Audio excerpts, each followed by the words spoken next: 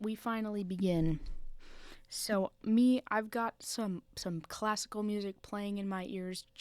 We are starting Beethoven's Piano Sonata Number 23 in F minor, OP 57, Appassionata Number 3 Allegro, Ma non troppo.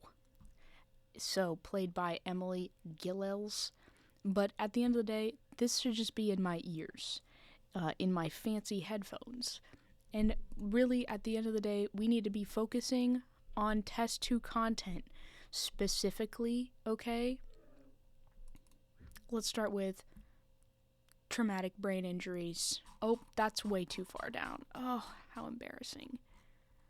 Now, we've got traumatic brain injuries, which we're gonna go over today, as well as spinal cord injuries, and we're gonna talk about a bunch of random junk. Okay, we're gonna talk about a bunch of random junk. Okay, and the question is, what do we want to start with? Let's start with brain injuries. Now, brain injuries are not good. You can get them in a whole lot of different ways. I could get a brain injury right now from hitting my head against the ground, leaning back in these poorly designed chairs that they have in the dormitories. I might get one like that. Somebody else might get their traumatic brain injury from, I don't know, riding a motorcycle without a helmet and getting absolutely blasted by a grandma who can't actually drive. Falls are a big one. Listen, anyone can fall. The question is, where do you fall and how do you fall? And if it has to do with anything up here in your cranium, there's a lot of factors which could make that not great. Motor vehicle crashes. Now, motor vehicle crashes are, pretty consistently and common. And we're going to talk about, why some things are going to be worse than others, but we'll kind of skip ahead here where motor vehicle crashes, okay? That's one of those injuries that puts you immediately at risk for having a counter-coup injury, or contre-coup. Shut up, by the way. Any French people here? Any French people need to leave. You're not welcome here, I say, as I have all I would have to do is go to a French embassy and I could get my French passport. So I'm just a yapper. That's all I am. But in this contra coup injury, shut up. It is where you hit your head on, let's say, the front of the steering wheel. Okay, you hit your head on one point of injury, and all of the momentum that had your head blasting against the steering wheel has now blasted your head backwards to where now, instead of just being hit in one place, you now hit the back of your head against somewhere else. So if we're thinking about the brain fluid your head is flowing in, your skull has been forced up against the front part of your head from the initial injury, and now it's been blasted back to the other side, to where now you have 2 potential points of impact that could be places you could have damage, which you'll see in the symptoms of these head injuries. The head is a really interesting thing. From the study of neuroscience that my class did back when I was taking AP psychology, which was the most bare bones fundamental process of neuroscience, which, by the way, is still very, very full of random things to know. Each of these different hemispheres, different areas of the brain, has different functions, which we'll talk about. And by understanding where the injury occurred, you can determine what sort of symptoms you may see from these particular brain areas that were damaged. So there's our counter-coup explanation, as well as why motor vehicle crashes could be an example of a contre coup. That was not as good. I had espresso in my throat. Anyway, I'm gonna shut up. Disasters. That is such a broad term for a lot of things. I don't even know where to start with that one, because a disaster is, what kind of disaster? Like a terrorist attack? Come on, Joan. I don't really know where to go with that one. Sports is a big one, I will say, and this one has been pretty well documented, especially high contact sports like football. Hey guys, hey, how do we like that Super Bowl, the really crusty one? It was done in like, I don't know, like what, 30 minutes? No, 3 hours for a Super Bowl? I don't know, it felt like a really short amount of time. I was working, but whatever. Any sort of high impact sport like American football, rugby. I mean, goodness, you could even get like in baseball, if a ball, like those things are going what, 100 miles an hour when somebody throws that ball. If they're pitching at you and it hits you right in your brain, yeah, that would probably cause some sort of head injury. Right in your brain, right in your skull. Hey, who's counting? Who's counting? Violence. Now, violence is a tricky one because that violence could be a blunt force trauma where somebody just punches you in your face and it hurts really bad and it causes that same sort of sloshing of the brain and the fluid of your head to cause it to sort of smack up against the sides here of the skull. But it could also be, they have here a penetrating injury. Perhaps, I don't know, one of those guys where, let's say it's a bullet wound and this bullet travels either in your skull in one area, like it could travel from, I don't know, here to here. It could either leave your skull. It usually, I would think, does. I mean, bullets are not made for nothing. They go usually through and it'll just mess up all the tissue within its thing. Now, they have here the idea of an opened or closed head injury, and then penetrating versus the other. Coup, contre coup, whatever. Open or closed essentially means, like, did it go out? Did whatever happened shoot in through one side and out through the other? Is it open right now? Or even the fact is, like, is the skull, can you actually, like, see? Did it, like, literally go shooting right in? Or is it a closed injury? Is it the fact that whatever damage happened just hit right there and now there's a bunch of damage within, but the skull itself is still intact? I want to double check on that because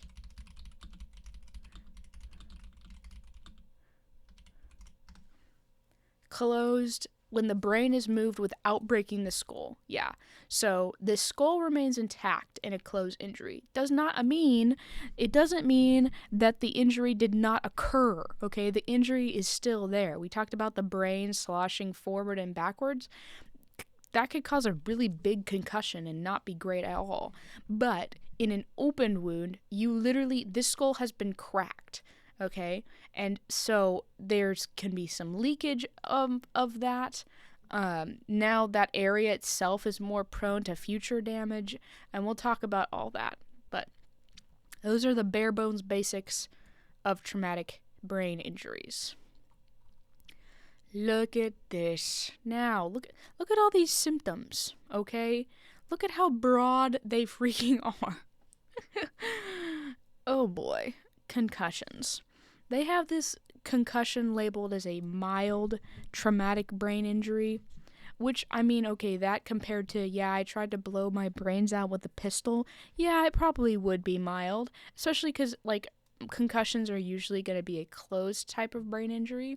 But you can see here that there are a lot of different symptoms a person with a concussion can have.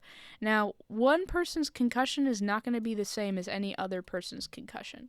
Everybody's could look a little bit different, you know? I mean, that would make sense if they could all look a little bit different. One that they have, well, let's talk about the physical, the cognitive, emotional stuff. And you'll see these are very broad, you know, and one person is definitely not going to have all of these.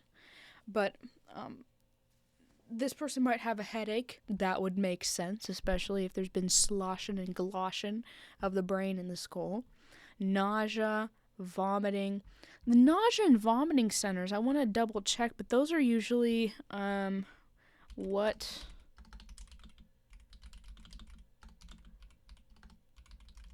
causes nausea and vomiting. Ah, yes. in the dorsal vagal complex. Wow, in the vagal nerve fibers.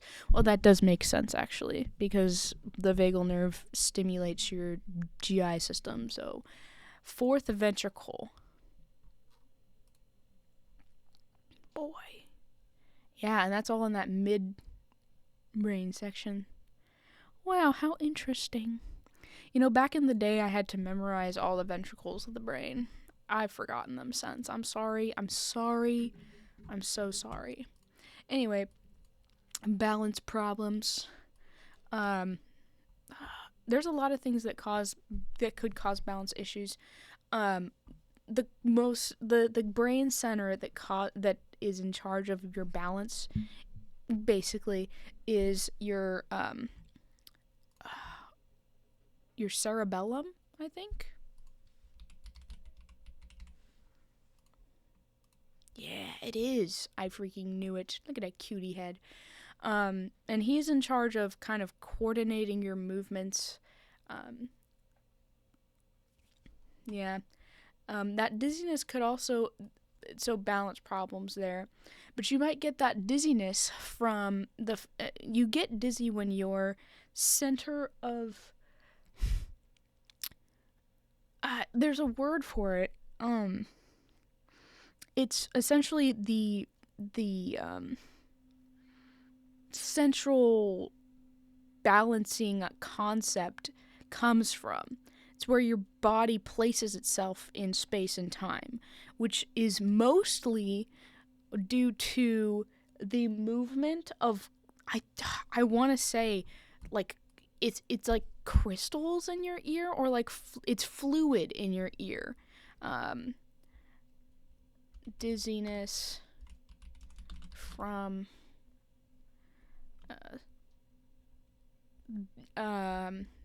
fluid in ear. Look at that.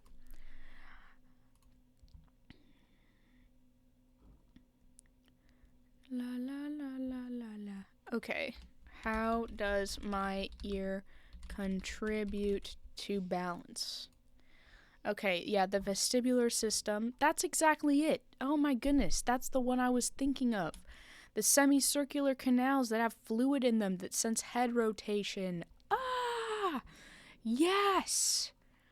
Exactly. So if your vestibular system isn't working properly, which, I mean, your ears and your brain are like that temporal center, they're kind of close to each other. It wouldn't be shocking and surprising, but listen, that's here nor there. Visual problems, especially if, okay, because you know your occipital cortex, lobe will work. That's right there in the back of your head. So in like we were talking about a counter coup injury, where let's say you get hit right here on the steering wheel, bam, your head blasts back, hits bam right there. You might be experiencing frontal lobe issues, which we'll talk about here with irritability, nervousness, feeling mentally groggy, feeling difficulty concentrating, remembering, forgetting recent events. And you might also have visual problems, because that occipital lobe, believe it or not, your eyes are right here and they send them straight back there. Just zoop, just bam, just like that.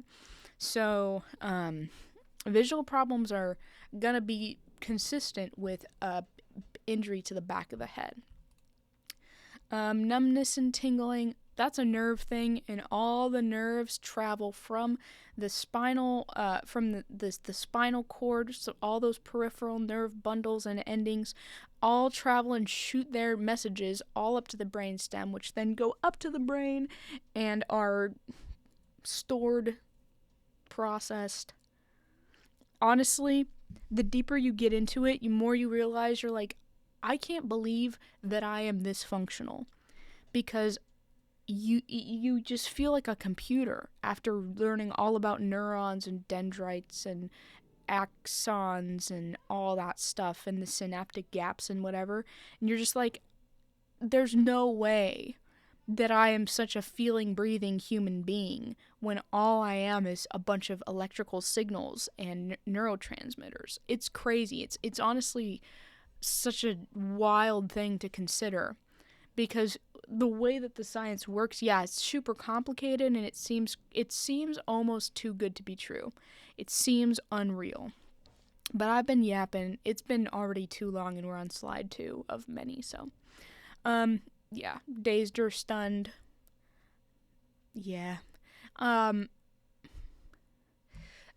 so the temporal lobe, this was the tricky one because you can see that any sort of injury, in a concussion, could hit any of these different places. And at the end of the day, it's important to know like what all of the things do. I would say that's a really important thing. I wonder if I can open this in a new tab. Yeah, that's so much better. So if we can understand what the different areas of the brain do, we're going to be able to know and acknowledge the symptoms of a brain injury to any of these areas. Because if we've got damage to any of these specific areas, then our actions, the symptoms of that will show based on any sort of problem or deficiency relating to each of these areas of the brain. Okay? Now, okay, sorry, my AC unit just is sounding like it's squirting all over the place, which is actually disgusting. So I'm trying not to think about it right now. We'll start with the frontal lobe here. And we talked about here we can have some issues with mental cognition, I would say is the better word. But here they have issues with problem solving, judgment, inhibition, planning. Now specifically, because remember there's two sides of the brain. There's a right side and the left side, okay? The way that it's been explained to me in class is very simplified. If you've got an injury to the right side of the brain, right, it's right, you may act more risky, okay?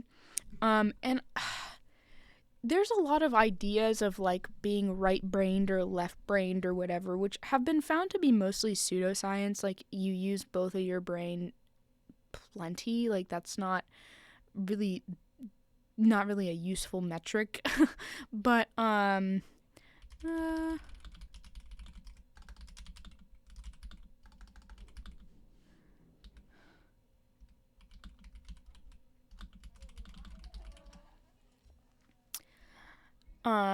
so right side of the brain is associated with creativity, emotion, and imagination, spatial ability, stereoscopic visualization and image processing, nonverbal memory, spatial awareness, and the left side of the brain is more associated with language, speech, critical thinking, dominant for hand use and language, because remember the left side of the brain is going to be in charge of moving the right side of the body, and the right side of the brain will be moving, and that's all below the neck. So like the left side of the brain is gonna still control the left eye, but it'll control the right hand, whatever. Like it's very complicated.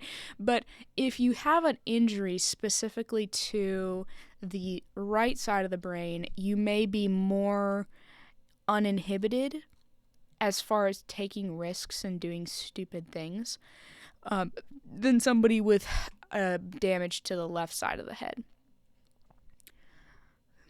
Which actually makes no sense. When you think about it, compared to this right here, if you have a damage to the left side of your brain, wouldn't that mean you have an issue critical thinking?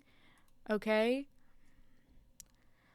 And if you have an injury to the right side of your brain, wouldn't you have an issue?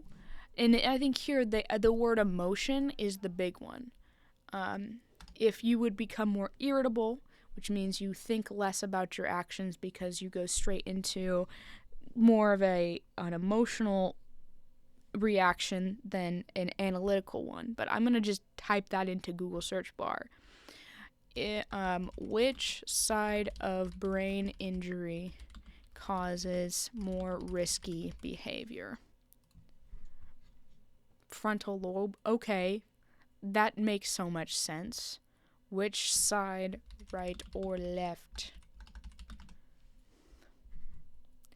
Right side of the brain is generally associated with a higher likelihood, which is so funny. So it just comes down to the emotional aspect of it. There you go, people. And I guess the counter to that is on the left side of the brain. If that cognitive process is damaged, you just can't come to a conclusion with it. You just sort of are thinking the whole time, which is awkward. Left frontal lobe damage, less associated with risky behavior, can manifest as more depressed light state, impacting motivation and decision making. Very interesting. So yeah, you just take longer to do things. Depressed does not just necessarily mean emotions. You just feel like doing less. You're just I just don't want to really do anything, which is actually super sad. Pseudo-psychopathic is crazy for right frontal lobe damage. Well, that's a great way of thinking about it. Hey, there you go, people. And this is where really, there could totally be a question on the test that's a patient comes in with a right, cited, closed impact brain injury. They're in the, step-down ICU or something. What's your nursing priority for them?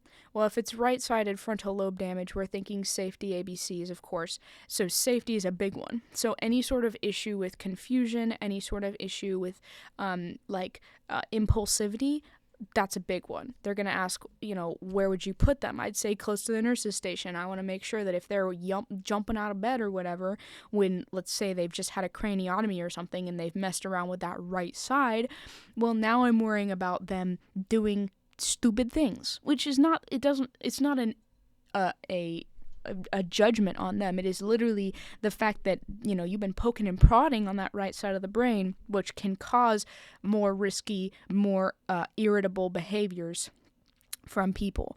Goodness. So I've been doing my clinicals on a neural floor, and I will say that, I've seen it. Patients who have just had a craniotomy on that right side, they will do crazy things, and you're like, there's no way you would do this. It just doesn't make sense. You're just you are a fully functioning adult. But really and truly, the brain is a really powerful thing. It's so interesting.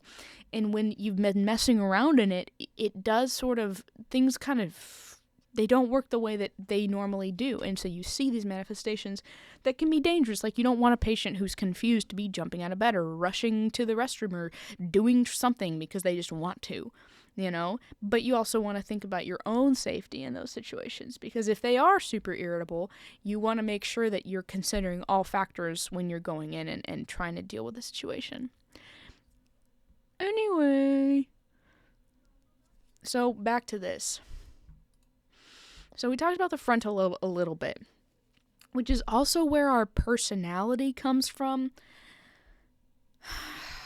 Which makes sense. It is much more of this is our cognitive center, okay? There's, any injury to the frontal part of our brain is going to impact our cognition, can impact the person that you even thought you were, that people thought you were. You're going to change. There's that old classic of Phineas Gage who got that freaking pole shot through his forehead or whatever. Took out a big chunk of his frontal lobe and he became a meanie head. That's the nice way of putting it. That's the PG way of putting it. He became a loser. He became super mean and did stupid things. And I don't know, he died he died sooner than maybe if he hadn't. But he was fine in any other way. Physiologically, it was like nothing happened. I think he sneezed and the rest of his brain kind of pooped out.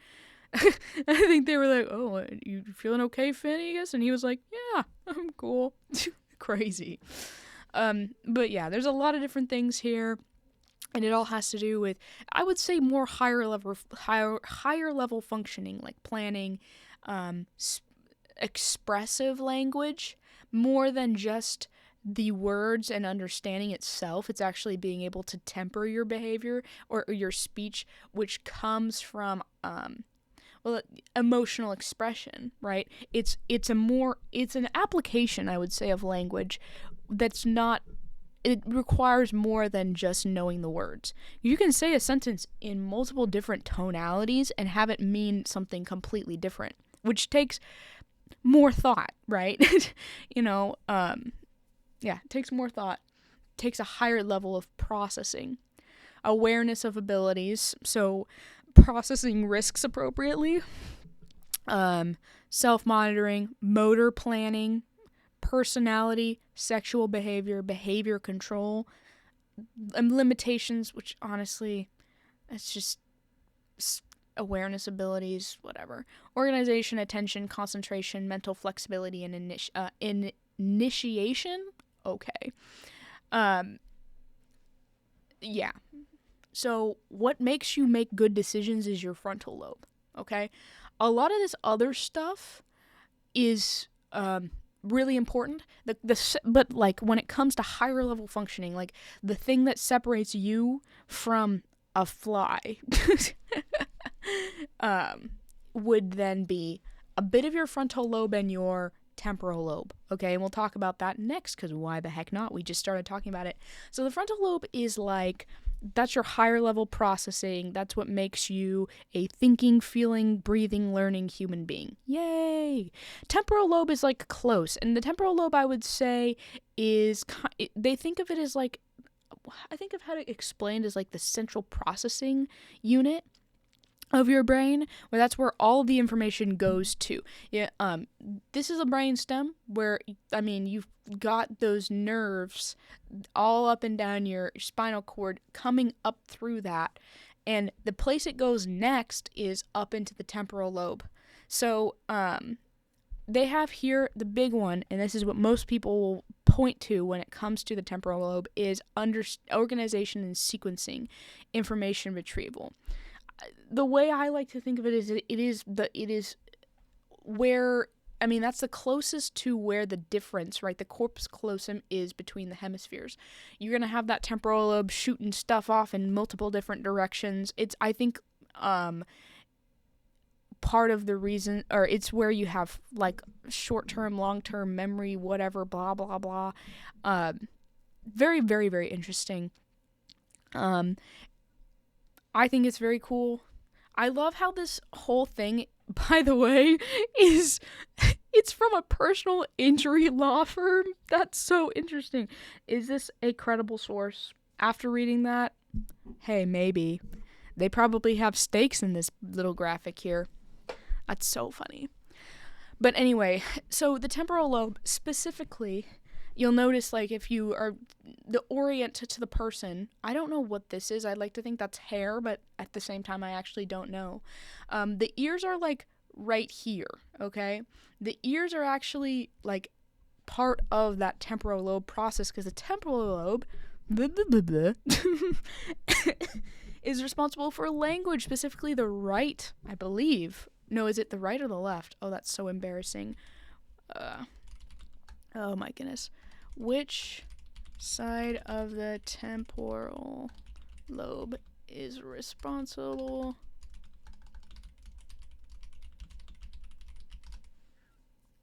La la la. Left side. Okay, guys, it's left side. Left-sided language. Boom. No problem. LL. Wow. You know, it's really nice when things come together. So, left side language. Okay. So, if you've got an injury, let's say somebody's got an injury to the left side, which is not this side, it's actually the other side. Whoops. No, it is. Guys, I really am not. I have no spatial awareness, apparently, which isn't here. Okay, that's here. Whoops. Anyway, so this is the left side of the face.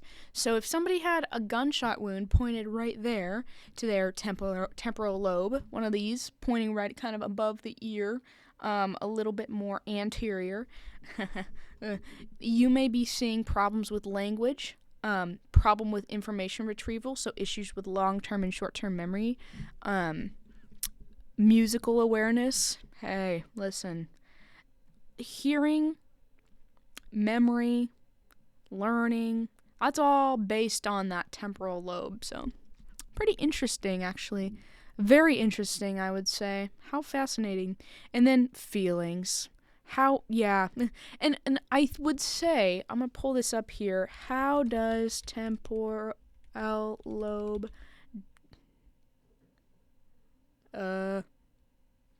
damage effect? How about this? What was the Let's see, guys. Let's see what Amanda's not good at. Practically everything related to the brain. Listen, I'm just a sleepyhead. Let's see if I can even remember it. We were going to talk about feelings. You thought feelings. Ah, yes, feelings. Okay. Can lead to mood, personality, and behavior. Okay, great. Emotional regulation, leading to changes in mood, increased anxiety, aggression, and even apathy, as this area of the brain is closely linked to processing emotions and integrating them with memories and experiences via the amygdala. Oh, man. Yeah, of all of them, I'll never forget learning about the amygdala, the emotional center, the angry, the happy, the all over the place, the just... Oh, she does not play. Amy G. Dalla, she does not play games. Oh, goodness. Yeah, if there was one part of the brain I wouldn't want to pick a fight with, it'd be her. No questions asked. There's not even a thought in my head. I would pick anything other than that. I'd probably pick, actually, the medulla to fight. Like, I feel like that guy, he crumbles pretty quickly if you just crush it. What am I talking about, dude? I'm really going off the rails here. Amygdala, key structure within the temporal lobe, particularly important role in fear and emotional response. So people with damage can have experienced sudden shifts in mood, being happy and then irritable, emotional blunting, so just not showing or feeling those emotions as much. And then increased anxiety, very awkward, but that anxiety is related to the amygdala. Inappropriate emotional response, difficulty with emotional memory, which would make sense here because memory is a big part of the temporal lobe. Hallucinations, that's awkward, whoops, can be emotionally disturbing. Hey, I would say so. But yeah, and everybody's brain is different. That's the thing, everybody's brain is different. Which is why it's nice to know these areas so that you could say if there was damage to occur in one of these areas, what would that look like? But at the end of the day, if somebody is exhibiting something and you know they've had an issue with their brain, they could be having that problem from literally anywhere. That brain problem could be showing up in a myriad of different ways. And you do have to consider, if maybe the damage is more extensive than more previously thought, if there was a bullet wound here and it exited through some other side, or maybe the bullet was still in there but it was maybe somewhere else, right? And so you're seeing multiple different types of symptoms from multiple different places. That's where the provider is going to be like, okay, let's get a CT scan, let's figure out what's going on, which then will be a better indicator of what the problem might be. Parietal lobe, that's right behind the frontal lobe, and that is, I like to think that is our higher level movement. Okay, the cerebellum is the basics of movement. Can you actually be balanced? Can you be coordinated in your movements and be chill with that? That's it. Yeah, they have some memory for reflex motor acts. You'll see here the cerebellum is pretty close to the brainstem and right underneath the temporal lobe. So it's the closer you get to that brainstem, the more basic the functions are, because it's right next to the spinal cord. So in the event you needed to do something really quick, your reflexes, as far as I can remember, you have reflexes that aren't even up in your brain. You have reflexes that are just right there at the the spinal cord level. So that if those reflexes hit that spinal cord, they'll do something before you've even noticed that it's happened. Cognitively noticed it, because it gets to there and it's we've got a problem, let's get that out of there, we can do something about this, and then we'll tell the brain, and the brain goes, oh yeah, I'm glad we did that. Wow, I didn't even notice. Okay, cool.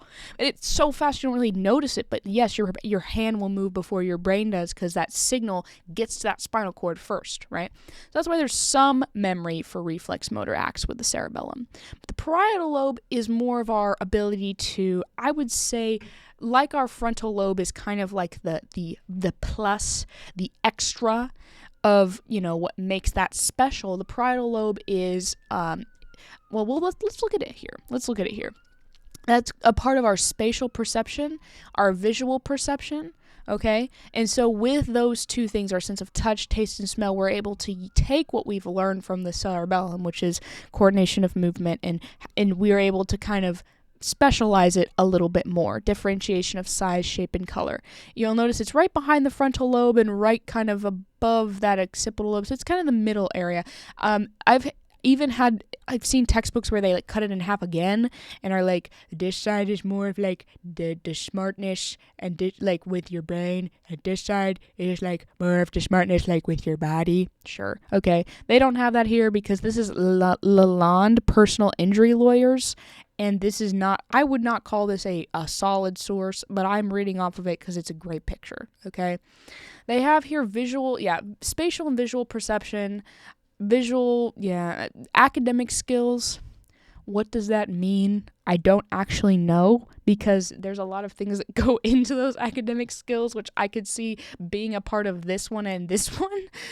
I think here, though, it's probably more of the perception variant of being able to differentiate. Okay, so it's the different parts of your brain working together. Let's think about it like that. Your occipital lobe is gathering that information with your eyes, sending it around to the temporal lobe for it to be spread out, right? And so you see that, and your brain will automatically determine which words are important. Like you're not reading and cognitively thinking about every single word in that sentence. You're thinking about specific words, and by sequencing those in specific frameworks that your brain has been programmed to think about based on memory and, what you've been trained to do, as in learning, right? You sequence those words in a way that you can process them faster, because we don't have the time. Our brains don't have the time to be like, am I a cat? You're not thinking, okay, well, am is an article and into a pronoun that's I, that's referring to me as a human being. No, you just automatically go to, well, no, I'm not a cat, because your brain has already decided. It has a framework for each of those words. It's decided which ones are important, which ones aren't important, and you're able to come up with an answer very quickly without having to come up with an idea of how you fell through that process to determine that you were actually not a cat. I just came up with that on the fly. It's not a good example. But by having that temporal lobe to say, well, this is important, let's send this up. Now the parietal lobe goes, okay, well, I mean, maybe that's more of a frontal lobe thing. I was thinking more the spatial and visual perception of, well,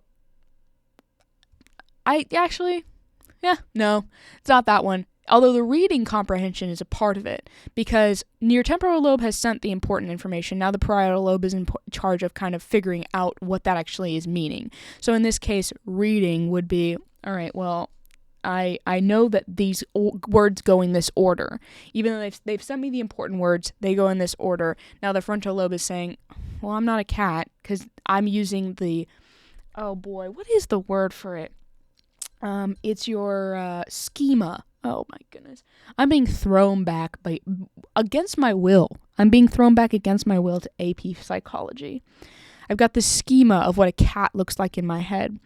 And I know that I'm not that because I don't fit the schema of a cat.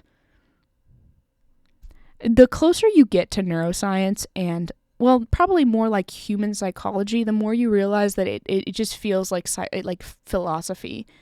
The old question of how do you determine what a human being is in the shortest number of words or whatever. And some guy was like, featherless biped. But that's the thing. It's really hard to define a human other than if you point to one and go, that's a human, and you point to a cat and go, that's a cat. A kid's going to be like, okay, if it looks like that, it's a human. If it looks like that, it's a cat. You don't really think about what that means. You just have a vision of what that is, and you go, oh, well, that's a cat, though. Similar to, those crazy math problems that they had you doing every once in a while, where it's like, I'm sitting here and I'm saying, wow, I'm glad I didn't have to come up with this, because I don't know how they determined that all of these things were all these things. But I can look at that formula and say, well, this number goes here, and this number goes here, and this number goes here, and I'll just put it in the formula, and we're good to go. That doesn't require higher level functioning. It just requires you knowing where to put the things when, which is all involved in learning, reading, like perception, that spatial perception of, well, this goes here, this goes here, this is on top of this, and then the actual concept of problem solving. Everything is involved here. Everything is involved here. Crazy. My coffee is incredibly cold now that I've been yapping for an hour and a half. Okay, yeah. Let's move on. Because, man, this is like pulling open my old AP English, psychology textbook, dude. Oh, man. And I remember the neuroscience chapter was really involved. I was like, boy, I drew out an entire brain and like colored the different sections, and it did work. Listen, I did great in that class. I wish I still had that desire to do that much. All right, skull fractures. So this is pretty straightforward. You know our suture lines? Look at that. I came up with that in class. Teacher even said that. I just said that, okay? I know my freaking stuff, dude. I say as I've had to be like, okay, which side is Broca and Wernicke's area? Oh, it's the left side. Okay. Anyways.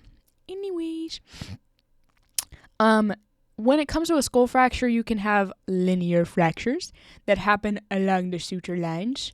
Look at that. Or from the suture lines. Look at those guys, which are all basically, remember fontanelles, like when you were a kid, and so how your like skull, like they're not connected because it gives your time for your brain to move and grow, because we got these big freaking brains. Hey man, human problems, am I right? And so these brains have got to fit through the birth canal somehow. So we got fontanelles. And also they have to accommodate for your growing skull. But yeah, look at these. And then at the end of the day, when your skull finally closes up, you have suture lines that show where your different brain plates were at before they closed up together. So you can have linear fractures that go kind of around these these pre-breaks. Let's call it that. The pre-breaks. So it looks a little bit prettier, okay? It's not good. I wouldn't wish that on anyone, right? But it's a bit more orderly than one of these guys. A depressed fracture. What the frick? So, look at that. That's where our skull should be for this guy, probably, it should be there. We've got a big chunk of it that's been bashed in, dude. Bashed in. That's crazy. So, and I have here the max space in the brain has decreased. In this linear fracture, technically the max brain space has not decreased. Although we have this break here, which could cause for problems if we have any sort of leakage or pressure building up out of it. But at the end of the day, at least our brain has the amount of space required. Now, if our brain is swelling, now we don't really want compartment syndrome in our head, do we? No, we don't. But in a depressed fracture, we already are losing surface area for our brain to sit in. So our brain normally sits pretty happily in this little section here. Well, if we've got that, now our brain is being kind of compressed on that one side. And any sort of buildup in the intracranial pressure is going to not only put bad pressure on that brain, making it be hurt and sad, but now we're talking about the real compartment syndrome of the head, which is called something else, which I want to look up. What is Oh my word, my typing is terrible today. Okay.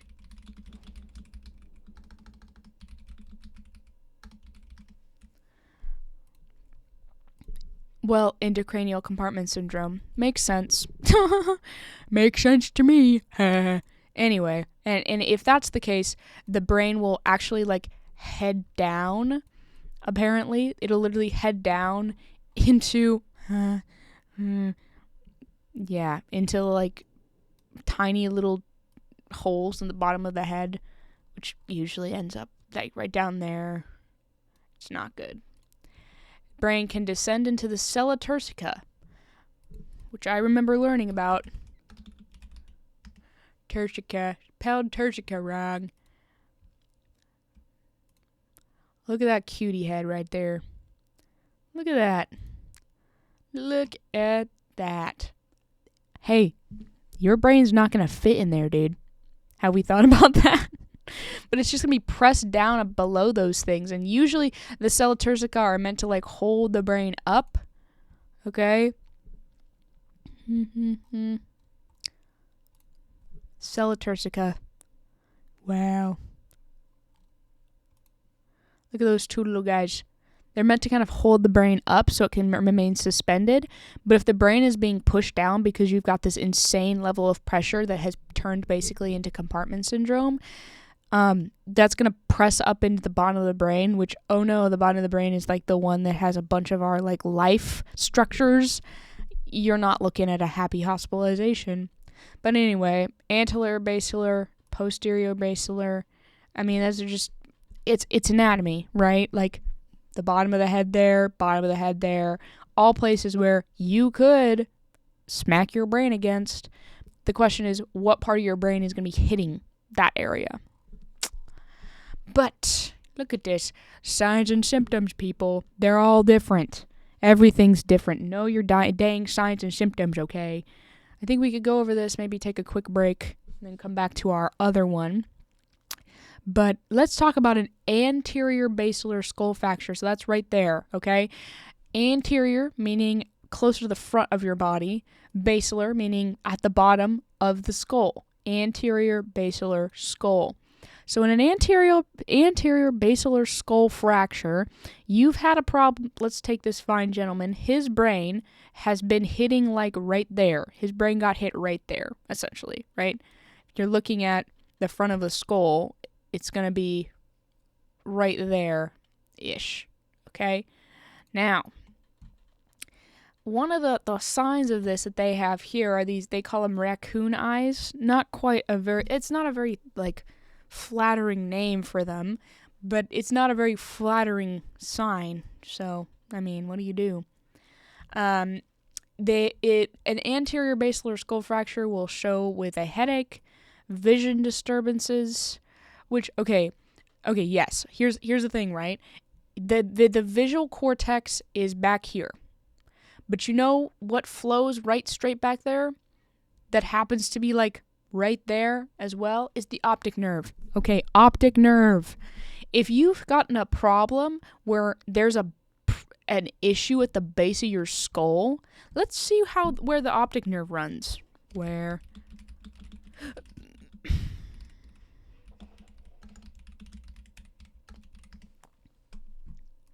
How about we consider this? Oh, it's right there at the base of the skull? Interesting.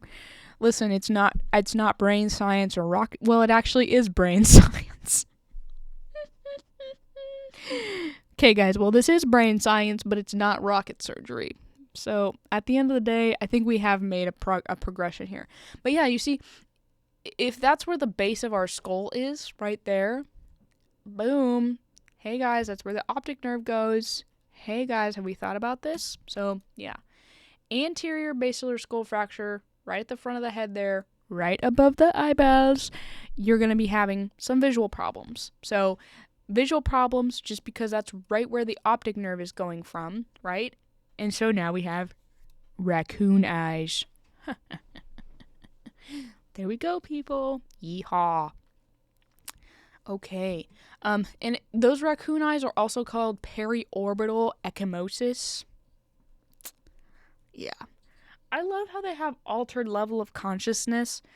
Here's the thing. I'm not really good at this. I'm just a student.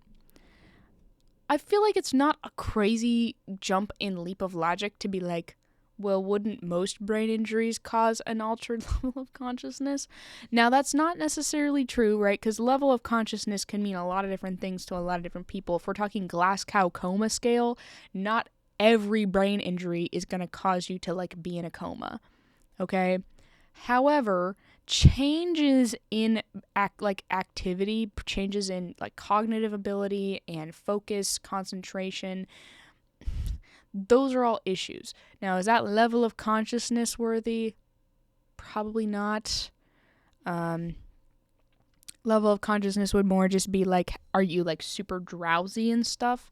So I'm going to look this up. Why does anterior basilar skull fracture cause altered level of consciousness?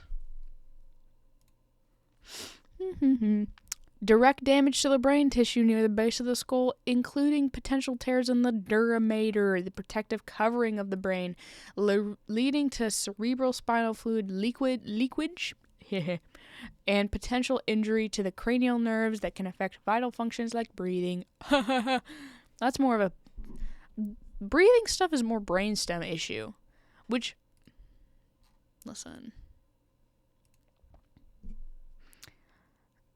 Your brainstem comes up through there, okay?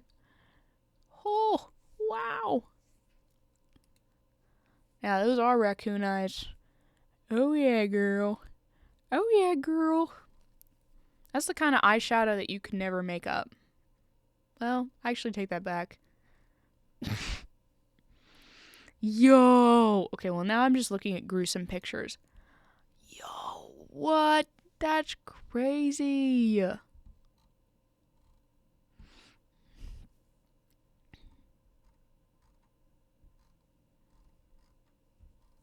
Yikes.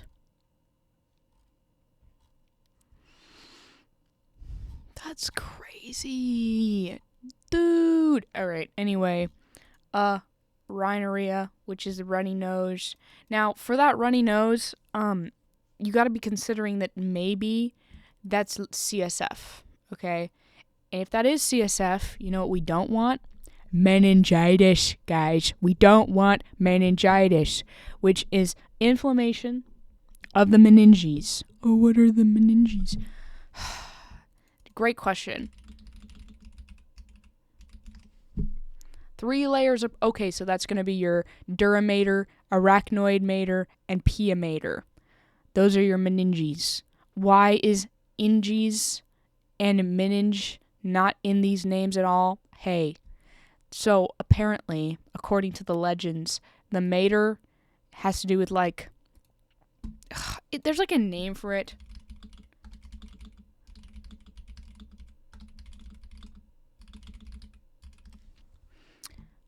Tender mother. I was literally going to say mom. That's crazy. And that's the only reason they call it that is because it's protecting the layers underneath it. So silly. Dura mater is the thickest, toughest, most strongest of the maters. The question for me that I have with all these is, where's toe mater? Anyway, guys, that's all I have for you today. Arachnoid mater, and they call it this because it's web-like. So they were like, spider. Arachnid. Makes sense. And then pia mater. That's... I think pia was like sweet. It's like cute. Yeah, delicate. And then there's like, and then pia is just like, you see, a warm mattress for my brain to sit on. Yeah, pretty crazy. But yeah, dura mater is the outer one that's like right beneath the skull. Arachnoid kind of connects both of them. And the pia mater is this beautiful, shiny, sunshiny rainbows one. Anyway, why is this important? I'm literally yapping about stuff that we're not going to be tested on. I just like knowing about it, okay? If anyone has a problem with that, you can leave and drink my cold espresso, okay? Because it's not good anymore. It actually still is. It just tastes cold. I don't want iced coffee, dude. Anyway, so yeah. If those get infected, it causes inflammation. And you know what inflammation in the brain causes? An increase of intracranial pressure. No, not intracranial pressure. Yeah, I did make that ASMR. Now I'm yapping at full level of volume at the exact same distance away from the microphone I was just at. The question will be, how good is my poor Studio 4C audio device doing at balancing all of this? And the thing is, I'm gonna say user error on this one because I have no idea what I'm doing. What is meningitis? It is inflammation of the membranes. I eat the meninges. Arachnoid pia. P.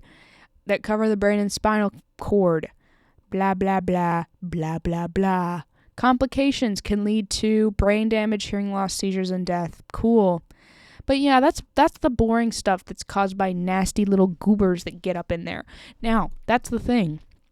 Let's say here, you've got a tear in your duramater, which sucks because that's the only mater that's meant to be sort of durable. The other ones are cute, soft, and fluffy, or made of spider webs. I'm sorry, I take it all back. I should leave. Like, I don't think I can do this any longer. Hey, what? Get your freaking car. Okay, sorry, there's... Somebody's car alarm just went off. It's 10:39. This is an empty parking lot. The only reason I would expect that is if you lost your car in the middle of a parking lot you've never been in before. Dude.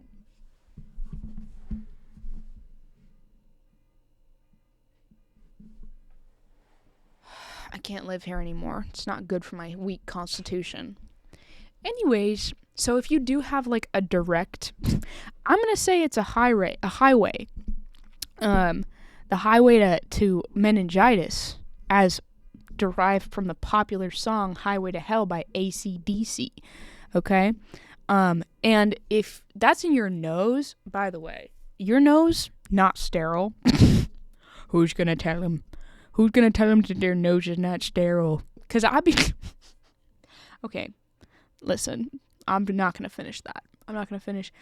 Nose ain't sterile. So anything that you're breathing in, your nose is usually used to grabbing all those nasty things, being like, no, like, let's make sure we keep the inflammation away from the lungs. Like, half of the tract down to the lungs is meant to keep things out of them. There's a lot of mucus in there. A lot of the little hairs, which I forgot what they're freaking called. Villi? Jeez. No, I don't think they're called that.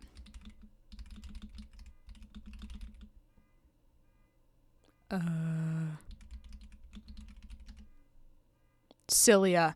Yeah, villi is in the intestines. Hey guys, we're learning today. Goblet cells. Secrete mucus. Anyway, the long and short of that entire search, they finally turned off the car alarm,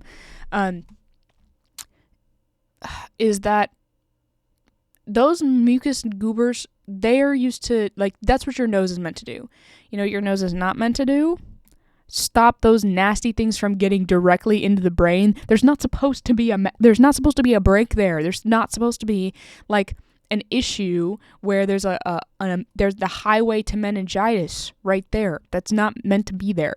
So your nose is breathing in whatever. Okay, there's a lot of nastiness at the hospital. Listen, you're breathing all that in, and it could get straight into your brain. Kind of a big deal, kind of a big risk for infection.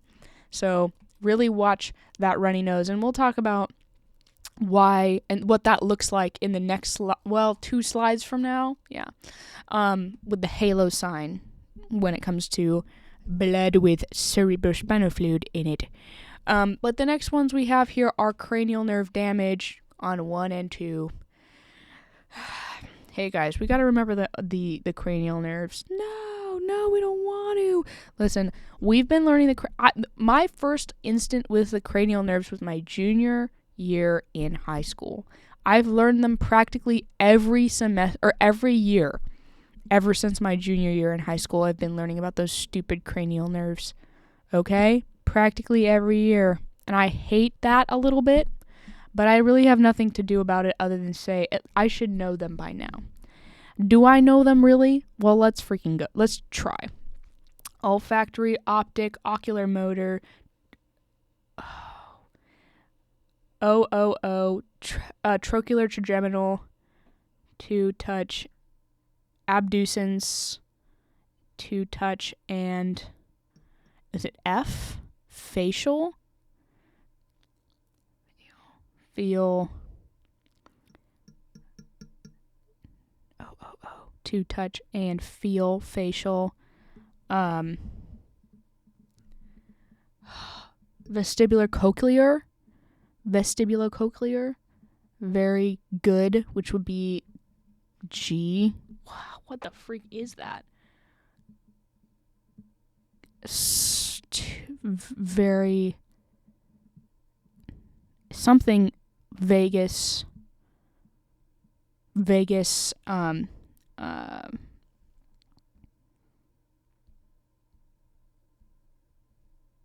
Jeez. The last one is accessory. Hypoglossal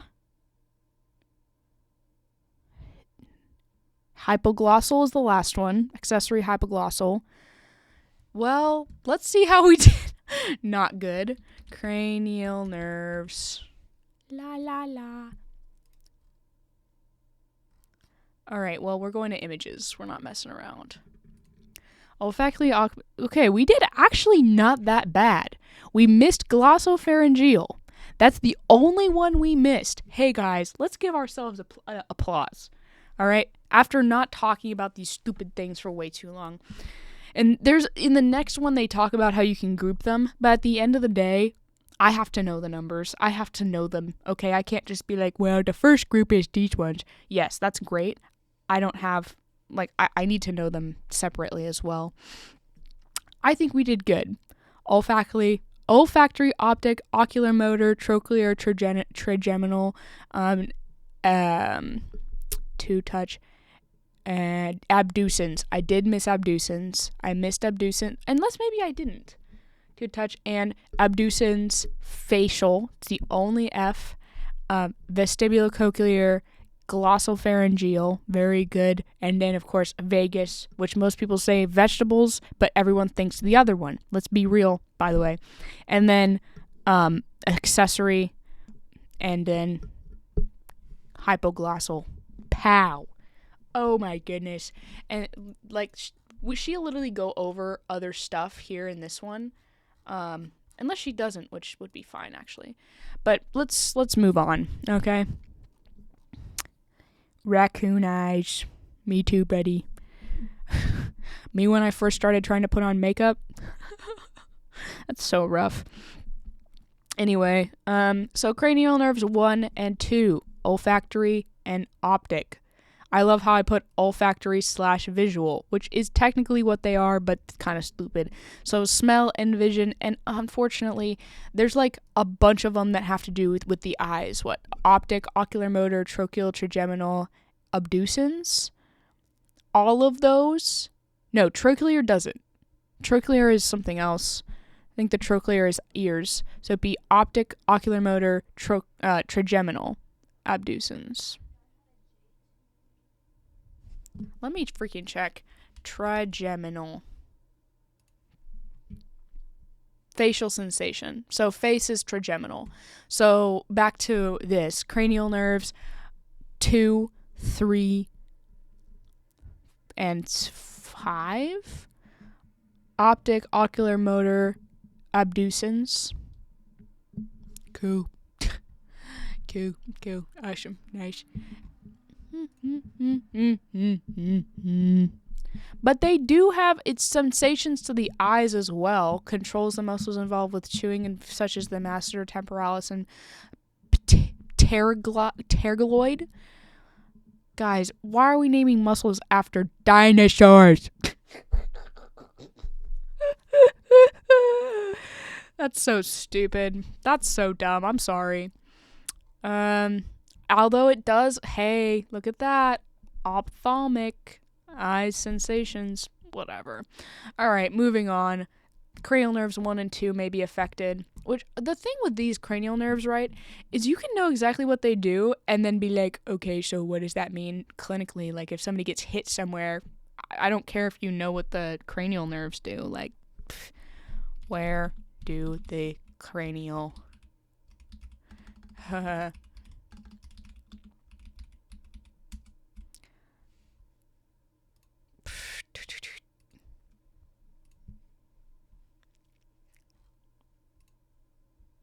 Wow. There's a word for exactly where the nerves end and etc.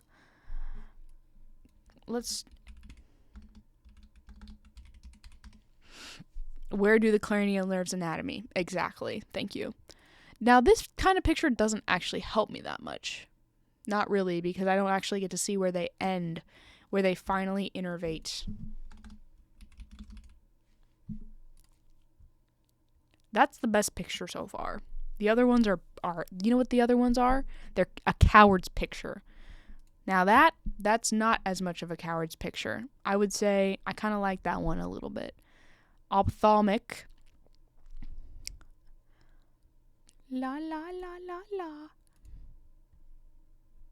Which I was like, that doesn't sound like a nerve. But those are all coming off of the trigeminal, because it's part of 3. Oh, that's right. That's why it's called trigeminal. It's because it does the eyes, the face, and the mouth, or whatever. Yeah, the trigeminal spreads off because it's trigeminal. It spreads off into 3 branches. You know, I'm really bummed that well, it's still a good picture. I kind of like that one. Wow. Ophthalmic zone, maxillary zone. But look at that. It's the trigeminal nerve. Look at that. I freaking knew it, bro. Sharp. Glossal pharyngeal nerves. They go down here to your freaking parotid gland or around it. And see, like, this kind of picture, I don't know. That's the eye. That is just the eye, people. Holy guacamole, dude. Take care of your eyes, people. I say as I'm staring at a screen in the dark with one external light source. It's awful. It's truly awful. Okay, I gotta move forward. It's probably been an hour and a half by this point, and I'm on pages 8 of 23. Oh, that's embarrassing. Listen, I'm learning. Stop. Don't be mad at me. Now, this is a sexy picture. Hold on. I gotta look at this. This better be big. Nice. Okay, this is good. Kind of good.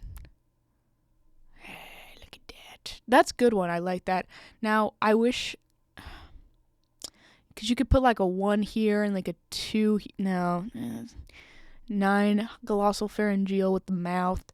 The vagus, it's in the darkness because it's actually in your GI system. Kind of hypoglossal, so you can see it's below the 9. Okay. Interesting. Trochlear in the middle. Optic, but yeah, 2, 4, and 6. They got 3 here with ocular motor, so 2, 3, 4, 6.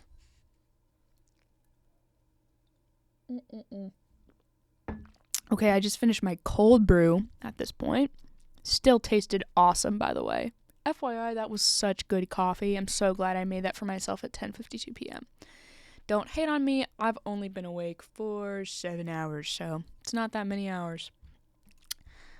Basilar skull fracture. So we just talked about an anterior basilar skull fracture, which remember is the front base of the head. Now we're talking about posterior basilar skull fracture. So it's at the back, right here. Okay? Let's close this for a second. He's beautiful, but why'd they have to color him that color? That sort of dusky gray. It's giving Frankenstein. And that is not a sexy picture, by the way. I said it was earlier. I was lying through my freaking teeth. Okay. There's a lot of junk here. I'm looking at it, I'm like, man, oh boy.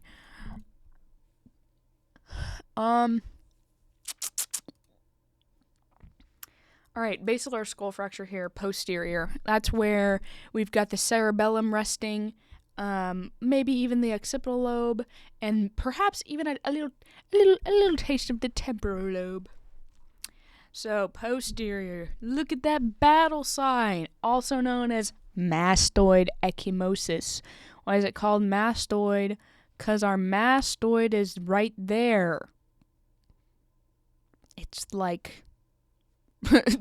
it's right there! What is right there? What? Fine. Where is our mastoid? I want a picture. Okay, right for...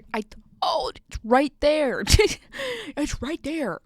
It's that little pointy thing, but not the super pointy thing. I think that's called something else. Stop looking at me. Zygomatic process. No, that's not it. Condyle? Yeah, that's the pointy one. That's the pointy boy. Mastoid process right there. That's where the ear is. That's where the mastoid process is. Like right there where my mouse is pointing. So our battle sign in a posterior basilar fracture, which happens like right there in the back booty part of our brain, okay? You'll get this kind of battle sign deal. That means you have a posterior basilar problem. Yeah. All right. You might also have hemotympanum, which is blood in your eardrum. You might also have otorrhea, which is bleeding from your ear. I'm starting to see a trend here. We have sign of it's ecchymosis, which is a sign of bleeding. But I want to know, like, physiologically, what the freak. It's a medical term for a bruise. Discoloration caused by leakage of blood from damaged blood vessels. So we have damage to blood vessels right here, causing bleeding to come out of our ear. We have bleeding in our ear. We've got tinnitus, which is ringing in our ears. We have hearing loss. Of course, altered level of consciousness. Yep. And this one, we might hear some cranial nerves. 6 and, well, that's actually 7. If I could learn how to count correctly, I'd get that right first try. That's going to be cranial nerves 7 and 8. Yeehaw. Which I have written here as facial and vestibular cochlear. And I spelled that wrong. Don't worry about that, okay? Now, facial, remember, is like the face. What?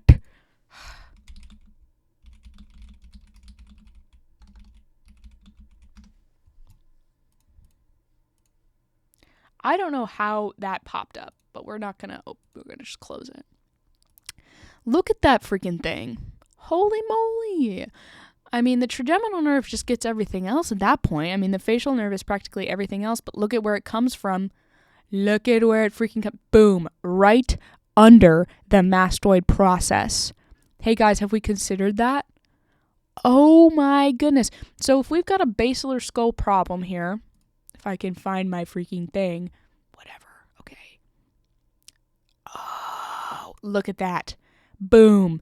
His origin, or something, I don't know. That's maybe a better picture. Sort of. Facial is right there. Right there. Okay? Oh my goodness. Guys, we are hitting the jackpot right now. Boom. Boom, people. If we were to put the brain, this is the brain, okay? That spinal cord is going to pop out right there. That facial nerve is going to sit like kind of there. Boom. Just like freaking that. That's crazy, people. That's crazy. So if you have a basilar issue, those nerves in the back, the facial one, maybe the vestibular cochlear one. Hey, maybe. They've got, facial, vestibular cochlear. I mean, I could see a lot of these guys having issues. But here they have specifically, I just said it. Man, I'm on it today, people. I'm on it today. I think best at 11 o'clock, apparently, which is not true. I'm going to need a midnight snack here in a second. But it's not midnight for me. It's going to be like lunchtime, I say as I open up my messages. Whatever. Hemotympanum, blood in the ear. Okay, now I'm looking up ear anatomy. Because there's a tympanus, I think. That's what they call it. Tympanic cavity. Tympanic membrane.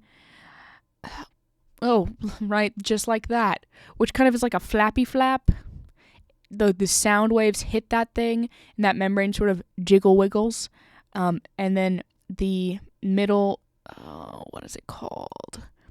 Yeah, tympanic membrane hits that, and then the malleus from those vibrations hits the incus, which then presses on the cochlear nerve, and then that whole snail-like looking thing sends those messages so that we can actually hear stuff in our temporal lobe, guys. Wow, guys. So do I understand the process of much of that?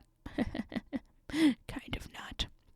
But at the end of the day, hemotympanum is when there's blood behind the tympanic membrane. So there's bleeding back there somehow.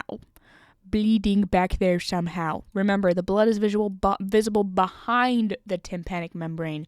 So it's not like the blood is like accumulating here in this space in the external auditory canal. The blood is coming from somewhere else. There's been an intracranial problem, so blood has been accumulating here, causing that blood to be visible behind the tympanic membrane. Okay, cool. Here's our halo sign, which we talked about. So this is simply a sign that our blood is also got some cerebrospinal fluid with it.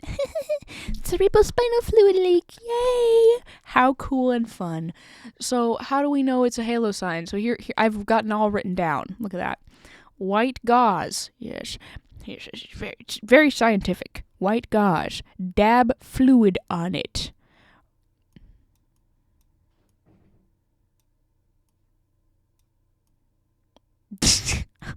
It's terrible. Ring on the outside is glucose that is in the CSF. If facial fracture or anterior, spelled anterior like an absolute brainlet, basilar skull fracture, you will not put in an NG tube because you could stick it into the skull. Okay, let's take a minute to debrief after that whole conversation. If you take blood, you put it on some white gauze, and it shows this halo sign, oh no, we got a CSF leak. Especially if this has come from rhinorrhea. Ooh, big words. Hey guys, big word alert. Now, why is this important for our NG tube? I say as I smack the freaking microphone. Okay, you know why it's called the NG tube? Let's break that word apart. Nasogastric. Oh, naso. Huh?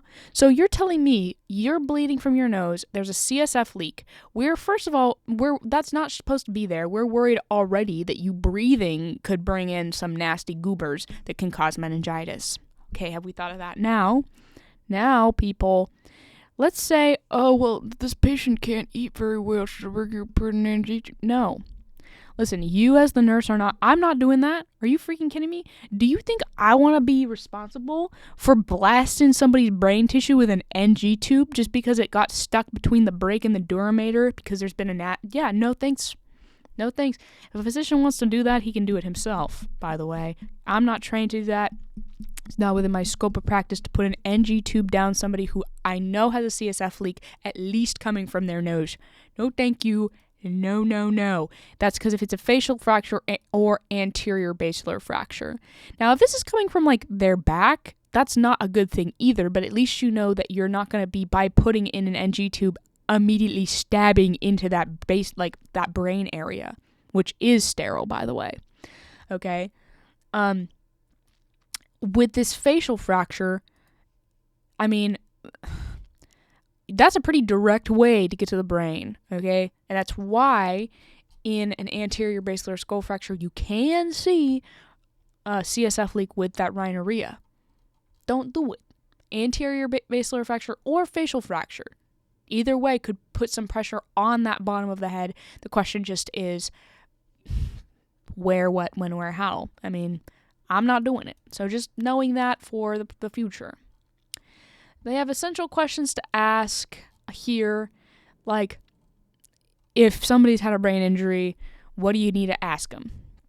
This is prioritization mainly because the concept that this person is going to be mentally with it for a long period of time, they might not be in it mentally with it at all when you first see them in the ER, because it's not like they might have just gotten this, but these changes can happen really quickly, okay? But if you had to ask questions, You got to know stuff that you have to know for a hospitalization. Such as, well, first of all, I'm going to say allergies, okay? It's kind of awkward because you don't really know if somebody's got an allergy unless they've had a reaction before. And if somebody's coming in with a brain problem, nobody's coming in to give them allergy tests. They're not going to do that whole thing where they stab their skin a bunch of times with a bunch of different things and see what they're allergic to. That's not the priority. That's not why they're here. But I need to know their allergies and I need to tell the doctor and the whole team about those allergies, because if they have an allergy, a known allergy perhaps, but that's not in our system to any drug that we're giving them, that could cause a ton of harm, especially if they've already got increased ICP. You know what's going to cause more increased ICP? Probably anaphylaxis. Hey, just a thought. Just something that crossed my mind. Now, I'm no doctor. But crazy. But yeah, of course, medications as well. Especially if they've taken anything for a long time, and also if they've taken what they took most recently and when they took it. If they can remember that, oh, that's great. If they're on blood thinners, we're worrying about bleeding. We're worrying about coagulopathy, or if they have a coagulopathy, like that they are taking medications for. Those are big ones, because if we're going into, like, if the doctors want to take them into surgery, they have to know that, like, well, they've been taking, like, this, I don't know, enoxaparin forever or whatever. They've been on baby aspirin because they have some sort of, like, mitral valve replacement, and they've been taking that ever since they got it. So it's something that the doctors have to know about. Like, that's going to indicate their own concept for care, and that's also going to be indicating me as the nurse what the kind of things I'm most worried to see, what kind of things this patient is at risk at, so that I can communicate with the doctors and say, hey, this is the signs and symptoms I'm seeing. What do you guys want to do about it? They might ask, what do you think? And that's all part of the SBAR. But big things. Date of birth. Hey, that'd be nice to have. I mean, it is one of the identifiers. Sure. Also, I want to know what happened. Like, if we don't know what happened, I want to know. But did they lose consciousness? Listen, as somebody who lost consciousness momentarily after being hit by a car, I didn't know that I lost consciousness until, like, way after. I was in such a state of, like, kind of, I don't know, brain fog, that I thought I just teleported. I was just like, well, I was standing on the road and then I was on the other side of the road. I didn't remember anything. It was like time skipped. It was literally like time skipped. So will they know if they lost consciousness? I don't know. If these are the questions I'm asking patient, I will ask that, but I don't know if I'll get a completely 100% answer, because they might not know that they lost consciousness. Just from my own experience. Now, they might just be like, yeah, it was all black, and then I saw something. It was like I moved to this ambulance. Then that they can context clue that together, but they might not be able to. And then also, what is the last thing you remember? Sure, why not? And that can also indicate what happened if they're not really sure. Yeah. Assessing first your, level of consciousness. Okay, yes, definitely. But if we're bringing back our safety ABCs, people, first things first, okay? Safety, and then airway. If I can get past, I would say you probably notice that, by the way. If they've got an airway problem or a breathing problem, you'd probably notice that before you can even ask the questions. But let's say that everything there is fine. Level of consciousness, which would also probably be something you could figure out pretty quickly. I mean, like, are they responding? What is their GCS? Their Glasgow Coma Scale, you could even call it. What's their orientation? Do they know where they're at right now? Do they know why they're here? Do they know who they are? Do they know what time it is? Like, what time of the, where they're at? What where in history they may be? And then I talked about the Glasgow Coma Scale. Level of consciousness is a tricky one, because you kind of have to use all of your indicators for orientation, Glasgow Coma Scale, what might be considered a normal neuro assessment and then take all of the differences, that any sort of thing that does not fit as within normal limits, and consider that in your level of consciousness. Now, if they're not responding to you, that's a level of consciousness indicator. Okay, well, they're not responding. They're not responding to anything. Oh, okay. We'll talk about GCS in a minute. We'll talk about, we'll talk about all sorts of things. But yeah, a lot of other stuff: respiratory pattern, motor movement, eye movement, because 4 of our cranial nerves direct our eyes. Which ones are those? Ocular, oculomotor. They had trigeminal, and then optic, ocular, motor.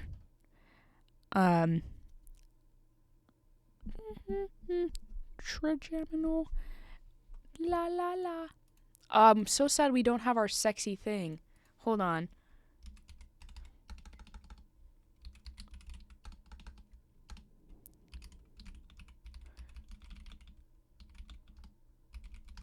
That our eyes. Yeah, good one. 2, 3, 4, 6. Let's take out facial. Whatever. Although they say 4. 1, 2, 3, 4, 5. Yeah, I think the ones that she's going for there are optic, ocular motor, trochlear abducens. 2, 3, 4, and 6. Yup. I'm trying to think, like, you know what I was thinking? I was sitting here and I was like, well, why is my I was mad that my keyboard was, like, going to sleep automatically. It's making it hard for me to type because I can't see. Anyway, that's not related. That's absolutely not important information. Visual acuity, like me not being able to see my keys, nausea, dizziness, vital signs, headache, emesis. All of this has to do with not only what potential problems we might have, like if they are like throwing up, I'm worrying about their airway and them choking on stuff. Like that's the kind of thing that would maybe indicate me. First of all, if they've had a brain trauma, you don't want them to like lie flat, because that could increase intracranial pressure. You're going to want maybe 30 degrees. Position at no less than 30 degrees, never lay flat. And that also would help them if they are needing to do anything, or if they are throwing up, feeling nauseous, all that. Pupillary assessment. Now, this is really important. Any sort of discrepancy in pupil dilation from one side of a patient's face to the other is an indicator of increased intracranial pressure on that side. Okay? The question that I would have then is, if pupils are different sizes, which side has the higher pressure? The side with the larger pupil has higher pressure. So in this case, okay, the right side has higher pressure. In this case, the left side has higher pressure. The left side has higher pressure. Those ones almost look the same. Don't tell anybody, okay? Don't tell anybody. Those look almost the same. But I'm going to say that one has larger pressure because that one just seems a tiny bit smaller. But, you know what I'm going to say? Those are both huge. I think those both have increased intracranial pressure. If I had to put a finger on it, I'd say, why are those pupils so freaking huge? Why are they so big? They might have both high intracranial pressure, which if the pupils are dilated and fixed, that's the thing. If the pupils are dilated and fixed, like they can't like move very much, they are just looking forward, there's where we've got an issue with intracranial pressure on both sides. All right. Diagnostic. No blood tests because we don't. Yeah.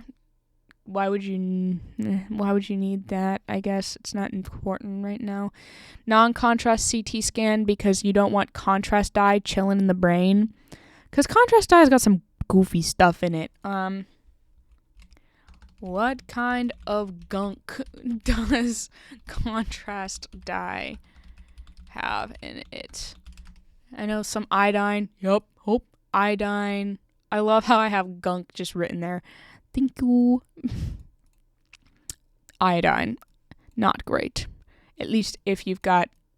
We don't want that, at least for a hemorrhage problem. So it's just a non-contrast CT scan, perhaps an MRI to detect finer tissue damage, EEG later for brain activity. That's where they put the little thingies on your head.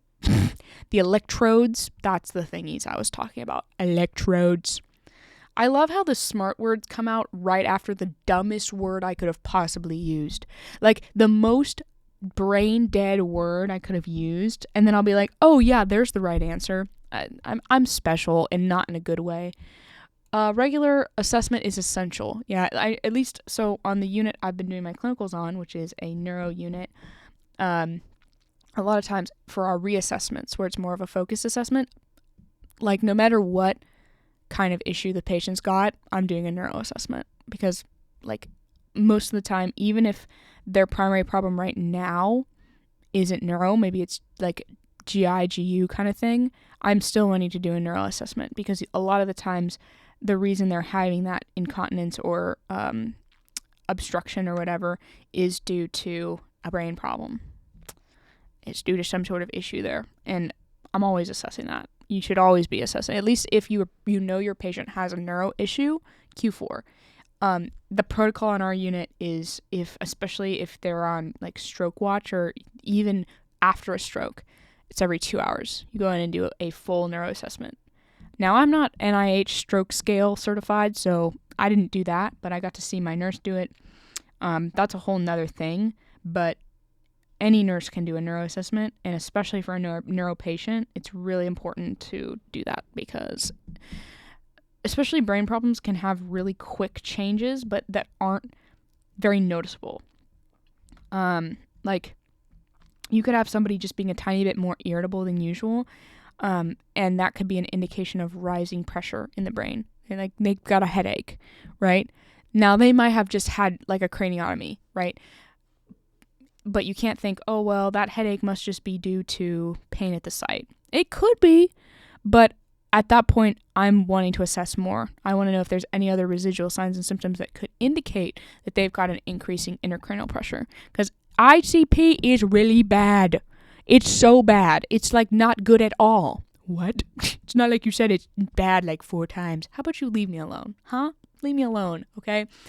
Looking for those signs and symptoms. Headache, big one. Blurred vision, feeling less alert, vomiting, changes in behavior, weakness or problems with moving. Those are all things that can indicate that pressure is increasing. That pressure is not good. We want to decrease that pressure. And, it's important. Another thing that might be used for these patients is a ICP sensor. Now, I don't think this would be used for, like, most patients, but I'm no doctor, okay? I'm just thinking, if you've got a patient where you're like, man, their ICP is just constantly fluctuating, like, out of control, a provider might put a sensor on. But in general, sensor or not, like, if you've got a sensor that can tell it to you, if that sensor is picking up a pressure of a greater than 20 millimeters of mercury, they have an increased ICP. And that is not good. That's actually called IICP. Double ICP! Woo! Alright, here's our Glasgow Coma Scale. Now, this is important, actually, because I have a feeling like a good chunk of our test is going to be Glasgow Coma Scale questions. It's like when you do anything with OB, you know you're going to get like 3 APGAR questions, and you have to be okay with that, because that's a huge part of the assessment process of the newborn. Duh. And when it comes to neuro, GCS is like the big boy. We love a good Glasgow Coma Scale deal, alright? And when it comes to brain injuries, traumatic brain injuries, Oh yeah, we're rocking. Okay. First category. There's 3 categories, by the way. Max Glasgow Coma scale, everyone, it's 15. 15, you are a happy, healthy, fully functioning, loving, laughing, living being. Woohoo, yay! And lowest score you can get is 3, which is like you probably are dead, or like you're basically there. It's pretty rough. Now, let's start with eye-opening. Eye-opening has a max score of 4, which means that there are 4 categories a person can be in with eye-opening, okay?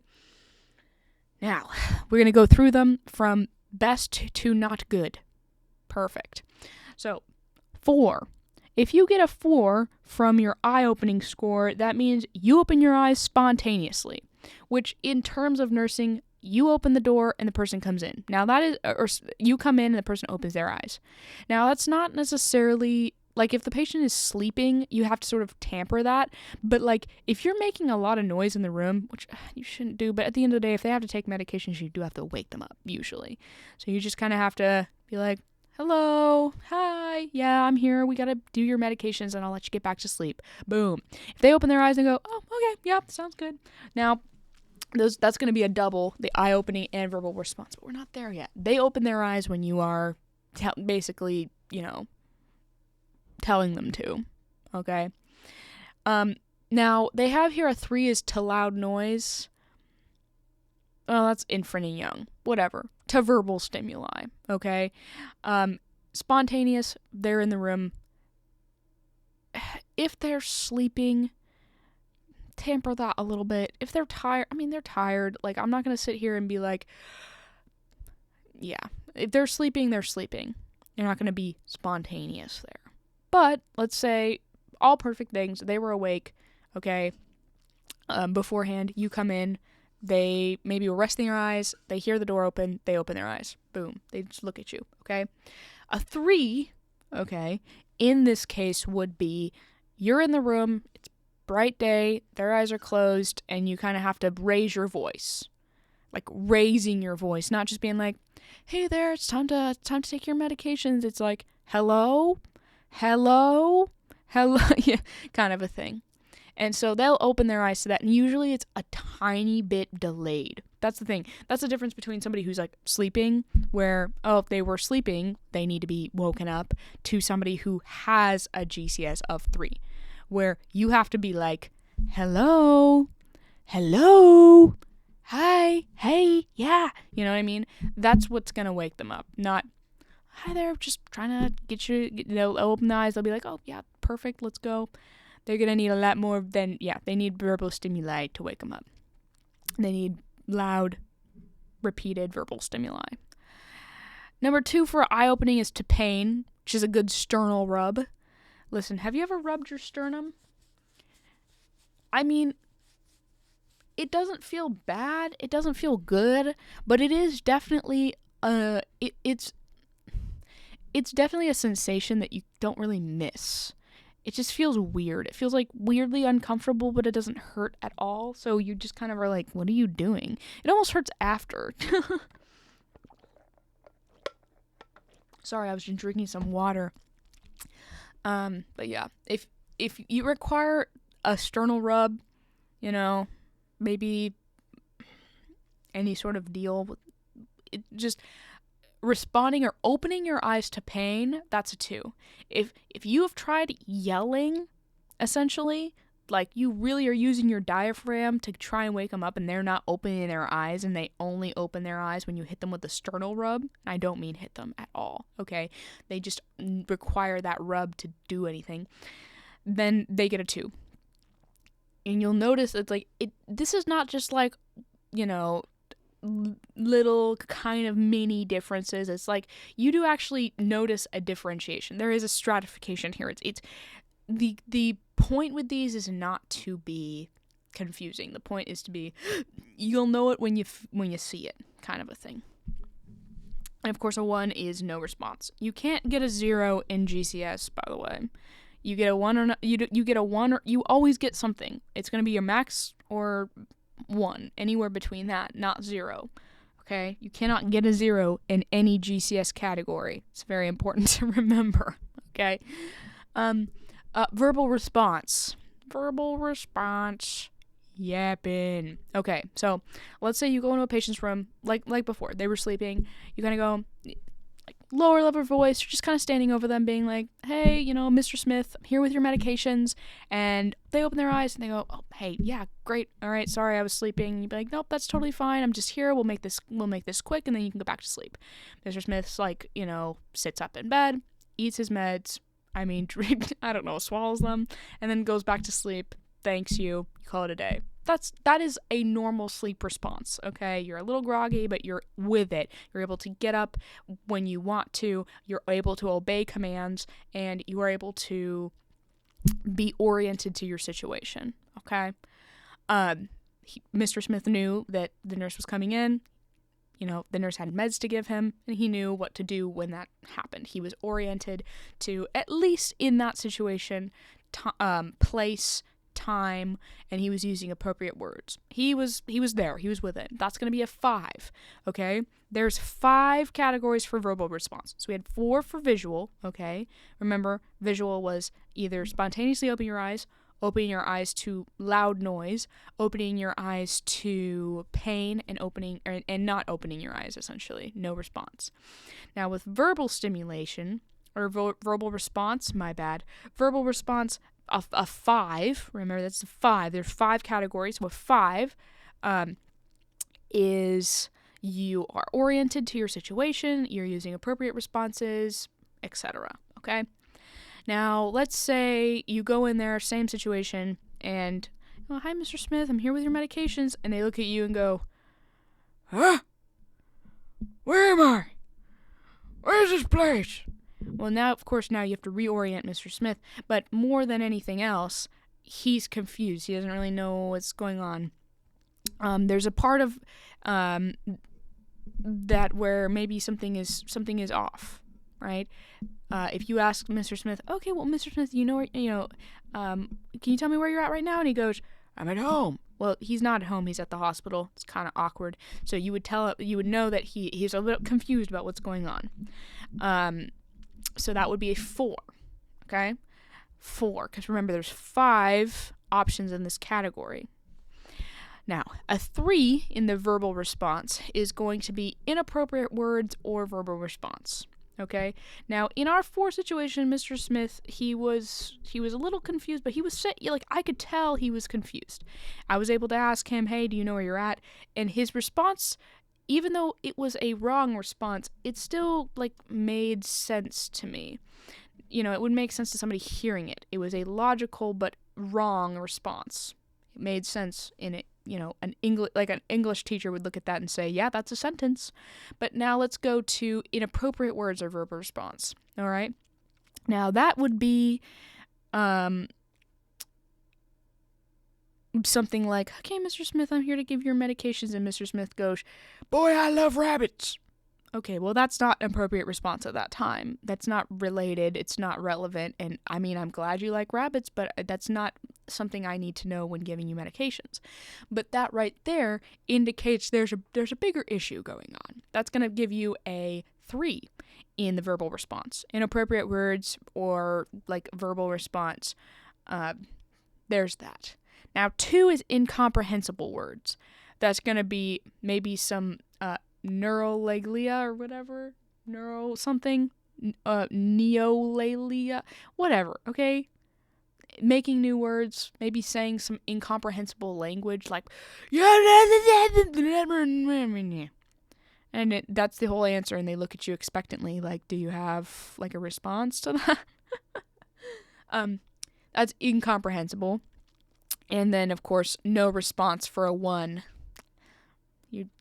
There's no verbal response. So 1s, in general, if you forget, know that the top number is normal and the bottom number is nothing. There's nothing going on there. There's no thoughts in that head. Well, there may be thoughts in that head, but there's nothing coming out. No eyes opening, no verbal response, no motor response, okay?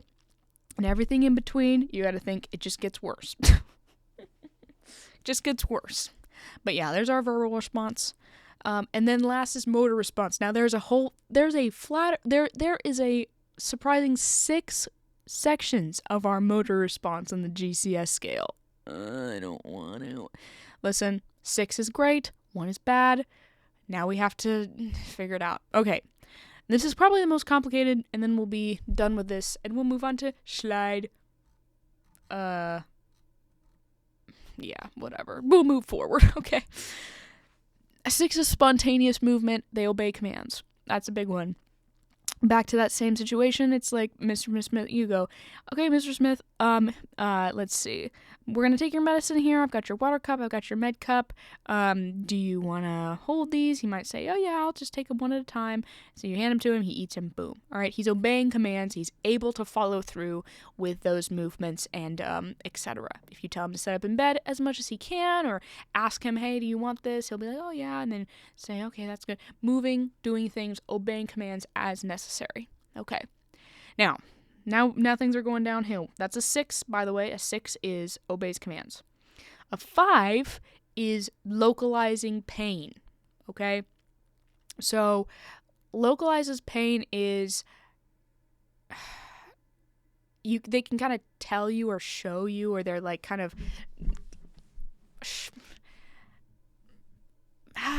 that's a tough one, actually. What does localizes pain mean, GCS? Patient is making purposeful movement towards a painful stimulus. Must move their hand above their clavicle and attempt to reach the source of pain. Okay, gotcha. So if you were to, I don't know, sternal rub them, then that patient would have to, it's above the clavicle. So, if you're got something above that clavicle, maybe putting a finger in there. I've got really, really, like, my whole back is always tense because I don't take care of myself and I'm really stressed out. If I'm pressing there, that hurts. So if I was to ask a patient, okay, can you move your hand to where I'm kind of pressing my finger above your clavicle or whatever? I'm just a girl. I'm just putting together a fictitious scenario. Then the patient would move their hand to touch that area. That's a 5, but they're not able to obey commands. Like, if you were to ask them, like, can you sit up in bed? And they had the ability to, like, they weren't, like, any sort of fatigue or anything. They were just, like, unable to, or maybe they did have a big amount of fatigue. They just looked at you and were, like, blinking. It's like, okay, can you move your hand? And they could, right? That's localizes pain. It's different than withdrawals to pain, okay? Withdrawals is that if you ask them to move their hand, they couldn't, but they're going to try and move away from the painful stimulus. Right? With the 5, you can tell them, okay, can you move your hand there, okay? Or they're making that stimulus to that. They're making a hand. Now there's a good difference, right?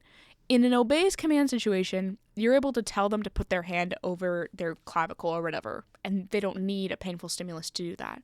With localizes pain, you can move they will move their hand to that area to be in the way of it, essentially. They move their hand, and you don't tell them to. Because if you tell them to do that, that's an obeys command. They're fine, right? But if they do that on their own without a direction from you, that's a 5, right? Because they are moving their hand to that situation. If they don't move their hand to that situation and instead try and move away from it, that's a 4. That's a withdrawals to pain. They're not moving their hand to that area. They're moving away from the area of the negative stimulus. Okay. Now, 3 and 2. This is important. These are really important to know. A 3 is a cause of the person to do a flexion response to pain. Okay?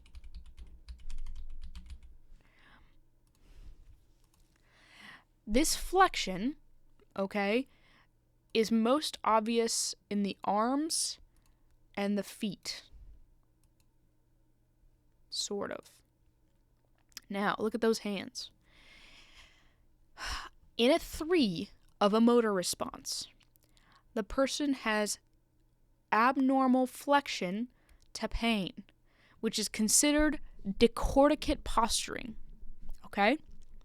Now, this whole decorticate problem refers to the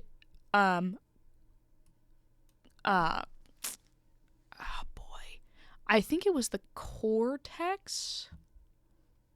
Yeah, the cerebral cortex, which is the top part of the brain, which is the fancy part of the brain. That is like if that's like a luxury. We're lucky to have the cerebral cortex, okay? But because we're lucky to have it, the body is quick to discard anything we're lucky to have. So if it's not necessary for us to be alive and it's just a luxury, they'll just be like, okay, forget about it. We'll get rid of that first and put all of our resources into protecting what's going to keep us breathing, right? So in a decorticate posture, in abnormal flexion, you'll see this person drawing in their hands to their middle, okay? They're flexing. Remember, flexing is bringing your, anything towards, you could think of it as bringing things towards the body, that bringing them towards the joint, okay? That's abnormal flexion, and that's a 3, okay? That means their cortex is not functioning. Their cerebral cortex is not functioning in decorticate posturing, okay? Now, it too, for a motor response, is abnormal extension to pain, which is also referred to as decerebrate. Now, the cerebrum is like cerebrum is going to be, the cortex is like the top part. Ugh. Let's freaking see. Cerebrum is the largest part of your brain. Okay.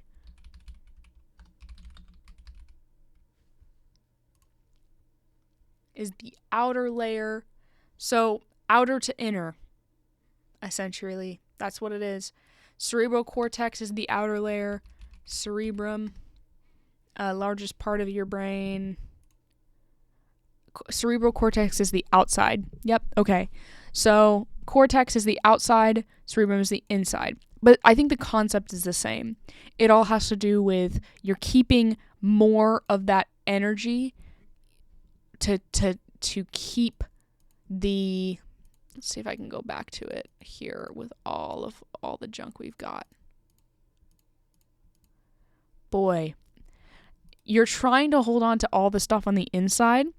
All that gray matter, it's all used for excess stuff.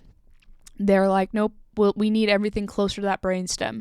Because remember, that's central. That is central. So all of the peripheral stuff, as in with most other brain functions, the peripheral is the first thing to go. They want to keep that central stuff rocking. So in the abnormal flexion, which correlates to a 3 in the Glasgow Coma scale, when it comes to motor response, that's going to be a decorticate problem. The outside of the brain is no longer functioning as it should. Now, with a motor response of 2, this is worse. If our cerebrum in general is causing us to go into a decerebrate posture, which, remember, is extension. We're drawing our body away from that joint or moving it away from that bent action. Also causing a pronation of the wrist. See how it's kind of pressing down? That is meaning that whole area, that whole part of that brain, essentially everything above the brainstem and maybe the cerebellum, is no longer functioning as it should. This is what we got. You are breathing and you're able to do things. You are simply you are having an extension. So with that same kind of sternal rub, that person would be flexed, or it would be above the collarbone, so you'd maybe press up there. They would flex if it was a decorticate, which if you had to pick one, you'd pick decorticate because that cortex is the outermost layer. Okay? So you're flexing with decorticate, which is a 3.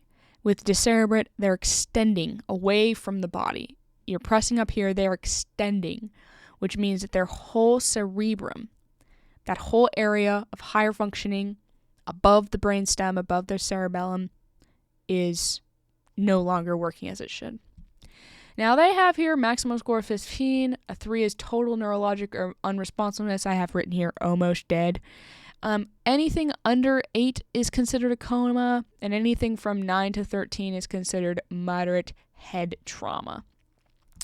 Because it's pretty hard unless you really are, like, it goes downhill really quickly. With eye-opening, since there's only 4 scores there, 4 score, there's less that you can consider from that. But especially if you have to kind of shout, you know something's wrong. If they're confused, you know something is wrong. If they're not speaking correctly, you know something is wrong. And if they can't localize if they are only moving towards painful stimuli, that's a problem. That's a big issue. Okay. Table of a traumatic brain injury. Ooh. So here they have some issue, and this is where they bring in the Glasgow Coma Scale and sort of integrate it into what it looks like to care for somebody with a TBI. Okay? A mild traumatic brain injury, like a concussion, which we talked about, which can show itself in multiple different ways, is a score from 13 to 15. They said 13 is our top of the line for moderate head trauma. At the end of the day, though, that means that you are at least getting a top score or a very high score in motor response, verbal response, or eye-opening, right? So to get a 13, you could get a 4 in verbal, you could get a 6 in motor, and a 3 in eye-opening. Okay? You could totally be able to get that working and still just have a moderate bit of brain trauma. Now, here they show no CT or MRI damage seen, and they may only lose consciousness for less than 30 minutes. Okay? So, doesn't mean you didn't have a concussion. It just means that you probably won't be able to see it. There was maybe just a 30-minute loss of consciousness, which is not good, right? But when you start to look down the line here, there's a big difference between 30 minutes and where you get to. But yeah, so that's mild, right? Glasgow Coma Scale of 13 to 15. You won't see any damage on any sort of on imaging, and you only have lost consciousness for maybe 30 minutes. Moderate traumatic brain injury. That's going to show you a Glasgow Coma Scale of 9 to 12, which, remember, an 8 is considered a coma, okay? So 9 to 12, you're not in coma scale yet, but you would be able to see some damage on a CT or MRI. I mean, there's been definitely a traumatic brain injury, which could have also resulted in 30 minutes to 6 hours of a loss of consciousness. Crazy. Really crazy. Yikes. So, yeah. That's moderate. 9 to 12 Glasgow Coma Scale. You're going to see some damage, and then maybe 30 minutes to 6 hours of loss of consciousness. Now, a severe brain injury, of course, anything below that 9 is going to be severe. You're looking at being in a coma or really close to it. There's definitely damage on the CT or MRI, and maybe even greater than 6 hours of a loss of consciousness. That's going to be a big deal, right? And that is just 3 categories, and they are all very, very different. But you can see here, there are absolutely stages and steps that are fairly apparent regarding these different areas. And now they're talking about anterior fossa fracture and posterior fossa fracture. Yeah. Now, I'm going to look them up because I really have no clue what those are. Anterior fossa fracture. Ah, look at that. Wait, that's just the front and the back. What the frick, dude? Oh, that's so funny. Breaking the bones of the anterior skull base. Okay, so it's just a fracture. One of these guys. Basilar anterior. Basilar. Yeah. Just, yeah, makes sense. So just what we talked about earlier. But here they have a Glasgow coma scan. That's all dependent on the intracranial pressure. And you'll see problems with the cranial nerves. Olfactory and optic for the front. Facial and auditory. Well, facial and trigeminal? No. Facial and vestibulocochlear. Yeah. Based on this right here. Yep, facial and vestibular cochlear, and then olfactory and optic. Because remember, those are the nerves that are going to be potentially involved in the damage when that's that base fracture. Because that's that's the bottom of the brain essentially, or like within it. So any sort of damage to those areas is going to damage those two specifically.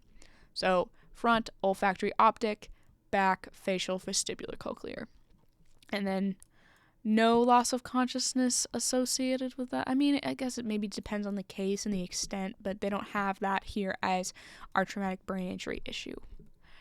Now, they talked about these shows of increased intracranial pressure, which changes in level of consciousness, headache, pupil differences. So one is bigger than the other, which remember, the bigger eye is the one where there's more pressure. So in this case, it would be on the right side. Impaired eye movement, especially if there's big pupils on both sides and they both are not able to move very well, like they can't track very well. That means we've got big intracranial pressure on both sides. Decerebrate, decorticate, flaccid. I mean, decerebrate, remember, it's going to be R3. Decorticate, nope, decerabrate's going to be R2. Decorticate's going to be R3. Remember, decorticate is, if I had to choose one, I'd choose decorticate. Decorticate's better in theory than decerebrate, but okay. Now, Cushing's triad. I'm trying to think here. I know they went over Cushing's triad and spinal cord injury, but I would like to look it up here, okay? Because Cushing's triad is important for this coming test. Cushing's triad indicates increased ICP. That's going to be our big one. I mean, a headache can be caused by a lot of different things. I think in this case, eye differences are going to be a big indicator. But when it comes to intracranial pressure, Cushing's triad are going to be our big one right here, okay? It's going to be shown by the signs of a high systolic blood pressure, a decreased pulse. Now, that makes sense in theory because it all has to do with compensation, but there's an altered respiratory pattern. You're going to have Shine-Stokes respirations where you might have deep breathing and shallow breathing that are kind of altered. Increased respirations, widening pulse pressure, which has to do with just the difference of systolic versus diastolic. If you've got a really high systolic blood pressure over a really low diastolic blood pressure, that's going to be a really wide pulse pressure, which could be an indication of having a high ICP, and then a low heart rate with that as well is Cushing's triad. So increased respirations, just in general, widened pulse pressure, and a low heart rate is Cushing's triad.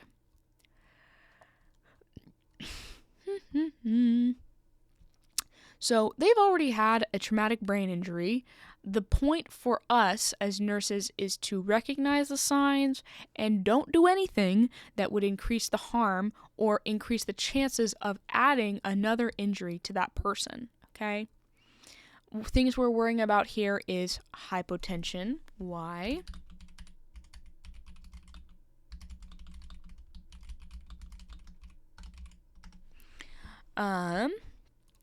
Brain injury can disrupt the body's autonomic nervous system, leading to impaired blood pressure regulation, often resulting in low blood pressure due to factors like blood loss from other injuries.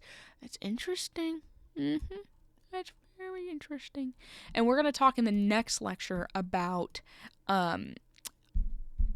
autonomic dysreflexia, which is actually this paradoxical hypertension, but hypotension would make more sense as our more typical thing, just because our autonomic nervous system may have any irregularity because of that brain injury. Which also, I mean, any sort of autonomic function, hypoxia, which could be related to difficulties with breathing as well. Hypercarb. Well, we're going to talk about this. Blah, blah, blah, blah, blah. Blah, blah, blah, blah, blah. There it is. Why are we worrying about the carbon dioxide being high? Okay, so we are going to want... Okay. If our carbon dioxide is high, carbon dioxide causes vasodilation of the arteries, okay? Which can increase the blood flow to the brain. Because the wider our arteries are, the more blood can fit in them, obviously. That's why if we've got too low of a blood volume, our vessels will constrict, because they need to make the most of the fact that they don't have a whole lot of blood volume. If we have got this crazy blood volume, they'll dilate, okay? Now, if we've got this high CO2, which causes vasodilation of our arteries, there's more blood flowing to our brain, putting our person at risk of having compartment syndrome because it increases ICP, right? That pressure is going to increase because there is just more fluid up there, okay? So we don't want hypercarbia. Sounds weird to say, because that will increase our IICP and put our patient at risk for, remember, that compartment syndrome of the brain, where that pressure becomes too much and the brain essentially tries to escape its own shell of the skull by going down, causing even more brain damage. ICP is not good. It causes, well, anyways... hemorrhage. We don't want a hemorrhage. Any sort of trauma to the brain could cause that, as well as maybe even any sort of vasodilation.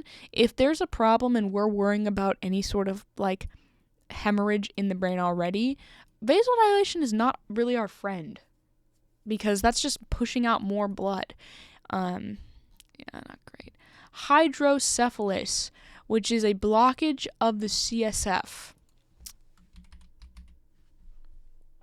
Listen, hydrocephalus is the buildup of fluid in cavities called the ventricles, deep within the brain.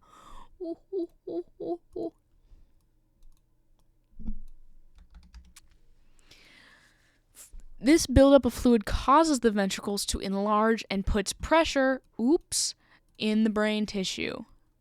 Yikes, not great. Which just means the CSF can't move around very well. And, yeah, that's not good. Could cause a headache, nausea and vomiting, seizures, cognitive difficulties, irritability, and difficulty walking and coordinating movements. That sounds like intracranial pressure problems. Brain herniation as a result from sustained cerebral edema, and that is the cost of our compartment syndrome of the brain. Is this brain herniation, where the brain is forced through an opening in the skull, resulting in compression of brain structures, and ultimately those brain structures might just be destroyed. They literally might just be destroyed. They could be totally destroyed, especially if it's trying to go down where our spinal cord is. That could be bad. Survival rate.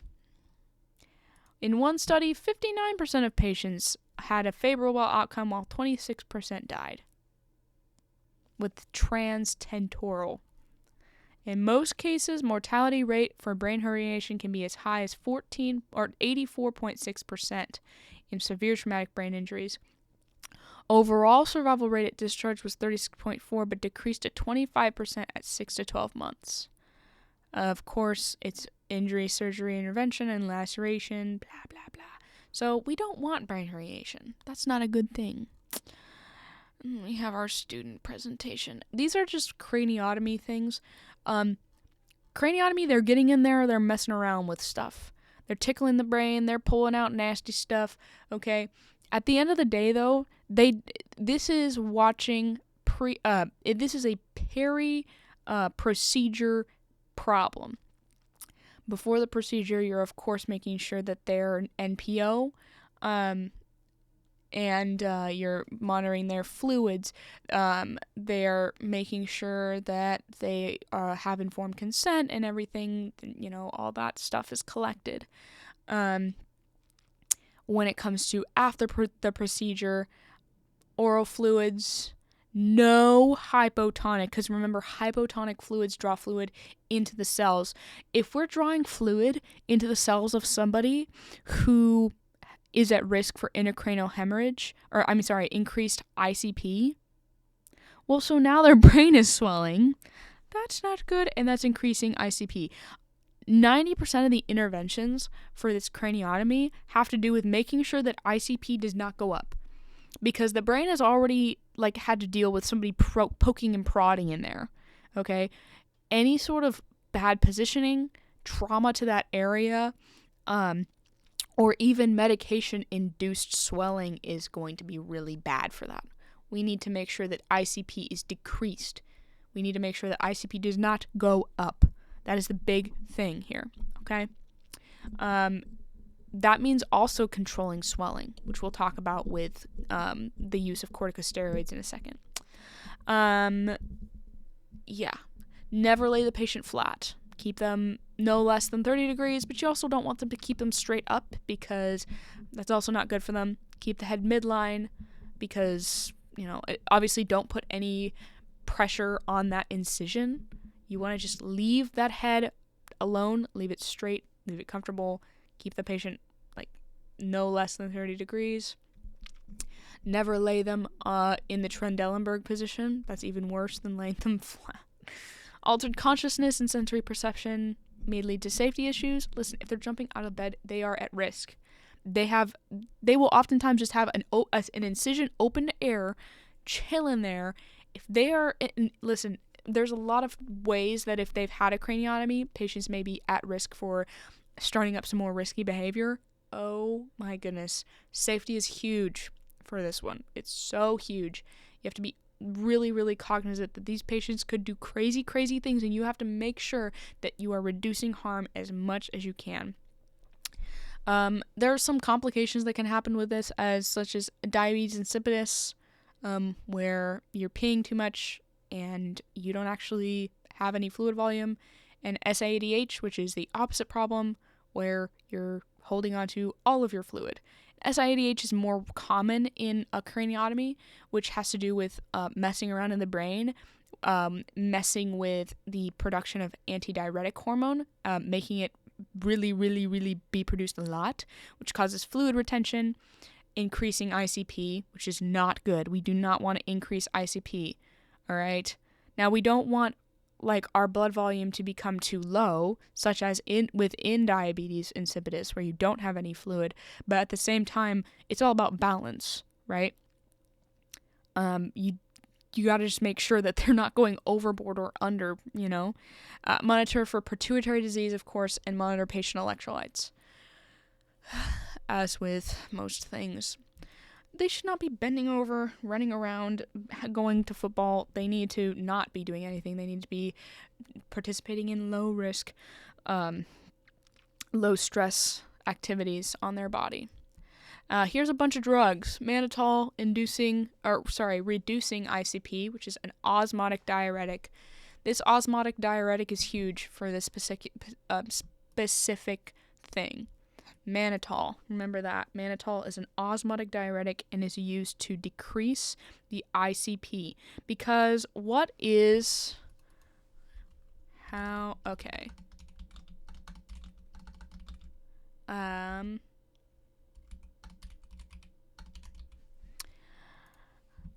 increases the osmotic pressure in the blood, pulling water out of tissues and into the urine.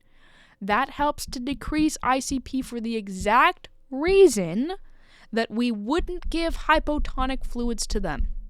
Does that make sense? Okay? It's kind of a weird, like, oh, well, why do we... It's because we don't want fluid in the tissue. We don't. We want the fluid to stay in the vascular tissue and not leave there. Now, of course, are these patients going to get hypertonic fluids? You got to be careful with those. I'm careful with... I don't want to... You don't want to pull too much stuff out of those things because you don't want the areas to start shriveling up and dying. Brain tissue is really, really iffy with that. And if we don't have an issue with fluid management other than that, right, we want to make sure we keep that patient in a good baseline, right? Here, we're worrying about the fact that we don't want swelling, okay? We don't want swelling. More than anything, we don't want swelling. So those osmotic diuretics will say, hey, we'll take your extra fluid. We'll take fluid from your brain tissues, and we're going to move it into the vascular system to be peed out. That's what osmotic diuretics do. This is not like a cutesy thing. You are messing with fluid volume here. I'm a little worried about that, you know? So this whole time, I'm checking for blood pressure, making sure that they've got good fluid electrolyte balance, checking hemoglobin, hematocrit. Chest pain, that has to do, I would say that would most likely be due to ischemia of the heart, which might be due to a lack of fluid volume. I'm watching that. I don't want to mess with that as much, you know, but if that's going to decrease ICP, listen, I'm not the one prescribing it, but I am the one who's here to make sure that there's, you know, I'm watching for adverse effects.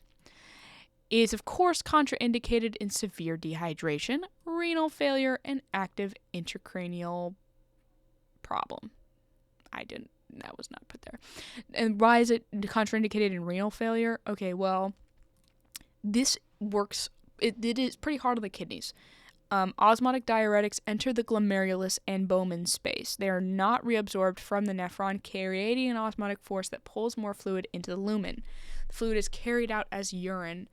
The increased blood volume inhibits renin release, okay, which increases renal blood flow. If our kidneys are failing and our kidneys are unable to process all of this, not only could this actually damage the kidneys, but it will also just result in a failure of that to work, and now you've got this increased volume in the body overall. Maybe hey, could not be good. You never know. So that's contraindicated in severe dehydration, renal failure, and active intracranial. I think that would be hemorrhage probably. Can form crystals. Mannitol is not a goofy fun medication. You have to make sure that there's a lot of things here that need to be checked on, okay? It can the actual stuff itself can form crystals, and you have to have a special type of IV tubing that catches the crystals. Because if this is an IV tubing and it's got crystals in it and you don't have that little special thing, well, best case scenario, it freaking blocks the dang IV and it blows the thing because of pressure, and now you're like, well, what happened? Okay, worst case scenario, those crystals get into the IV, like get into the intravenous space, causing a thrombus, maybe even an embolus, and now you've got an even bigger problem on your hands. Maybe you've got even the beginnings of DIC. Sounds awful. Sounds terrible. So make sure that you have, of course, if you can see the crystals, okay, don't use it. Send it back. Be like, hey, pharmacy, can I have another one? This one has literally big, chunky crystals in it. Because it lead to blocking vessels. Guys, no. All right, anyway.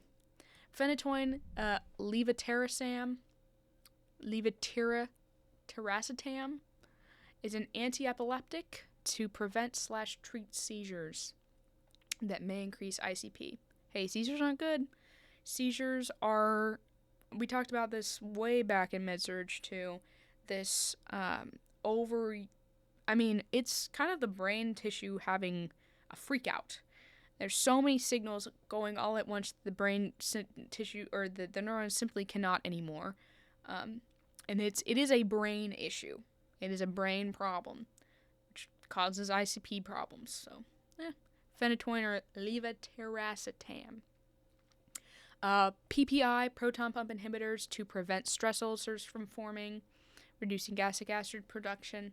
Hey, why not? Corticosteroids. And remember, if they have had this really, I mean, it is a pretty invasive procedure. They're literally going into the brain tissue, okay? That will cause swelling. There's something has been in there messing around. When you pick at a scab, it starts to swell. Like, that's, and if you or to do anything like that, any surgery is going to cause some swelling. We don't want swelling in the brain. That's going to increase ICP. So by giving that person a corticosteroid, the doctors are hoping to reduce that inflammation, okay? Of course, corticosteroids are not great for you. I mean, they have a lot of problems that can come from them. They can cause hyperglycemia, so you're going to want to be, I mean, the doctors will likely want you to be checking blood pressures on these people. And can also cause GI bleeding, and of course there's an infection risk because that inflammation is due to your immune response. Your immune response is saying, hey, there's been something weird and wacky going on, I need to investigate, let's shut it down, let's break it apart. Well, that's not great. And it doesn't help the brain, but of course if we've got an infection risk, hey, we don't want meningitis. So things to keep in mind. Of course, morphine for pain control, and what's our big thing with any opioid? We are watching for respiratory depression. Yay! Now, one thing important here, morphine can mask neurological deterioration. Because you might see somebody who's been taking morphine and notice that they're sort of becoming more lethargic. You might notice that they're less able to respond to things. Their GCS might be going down. And the issue with that is looking at that and saying, well, maybe it's just the morphine. Maybe the morphine will wear off. Since they've been messing with the brain up there, I'm more likely to want to look around. Maybe something else is going on here. And I want to make sure that it is just the morphine. Now, here's the deal, right? Worst case scenario, it's the morphine, and we need to get some naloxone on. Like, you don't want this person to be having that respiratory depression. You need to watch these patients really closely, watching for those tiny changes, because we're dealing with the brain here, and the brain does not like to be messed with. The brain is meant. There's so many things here to protect our brains, and when something is messing with that, our head is not happy. And of course, antibiotics to prevent infection, because we have a lot of things here that could cause an infection, and the last thing we want is meningitis. La la la. I thought that was a really good synopsis of the medication information that we'd be giving to patients. It also helps me to kind of reduce all of the random stuff I have to remember to take this test. Yeah. Cool. Isn't levetiracetam...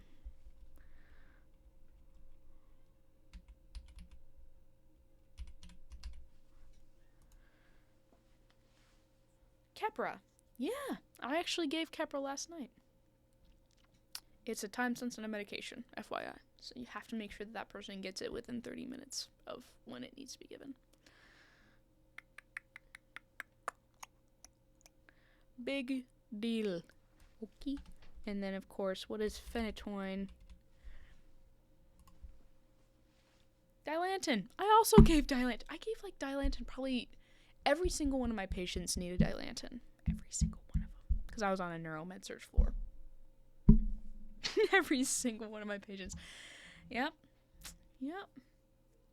Dilantin is not a time-sensitive medication. I mean, you of course want to give it on time. You don't want to get the patient off schedule. You want to make sure they're getting their meds when they need them. But Keppra is a time-sensitive medication. It's so cool to notice that you notice things. No. Well, yeah. Phenytoin is the same as Dilantin. Cool. Nursing care to manage IICP. Hold on. What is...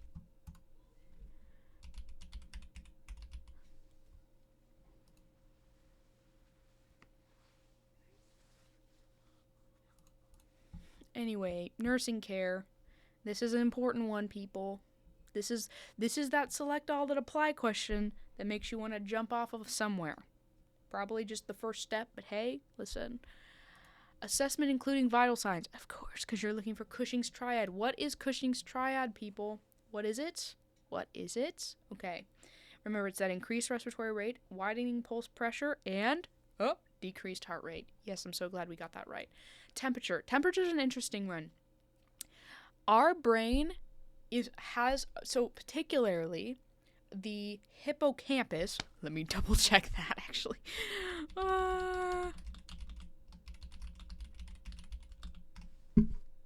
Hypothalamus. I freaking knew it started with an H, and I was like, it's the one that's like right in the temporal. And I was like, hippocampus? Guys, that's not the hippocampus. What is? It's like the front. Small part with learning and memory. Too many H's. Hypothalamus. Anyway, hypothalamus for our temperature. When it comes to a brain injury and brain problem, temperature might not be infection. And that might be an indication that something is really wrong, especially if it's gone up really high. Now, temperature also has a factor. I want to make sure. Can temp, how about this? A high temperature cause brain damage? Well, I'm sure it can. The question is, can a high temperature increase ICP? Yes, it can significantly increase ICP. Hey, the more you know. Cool. Okay, nice. Cool. Yeah, cool. So there's so many problems here. That's so interesting because that's practically everything. That is practically all of our vital signs. And of course, oxygen. Listen, if their oxygen is like crazy, crazy low, and I know that their respiratory rate is also low, I'm worried about the brainstem, of course. But that's heart rate, blood pressure, and temperature.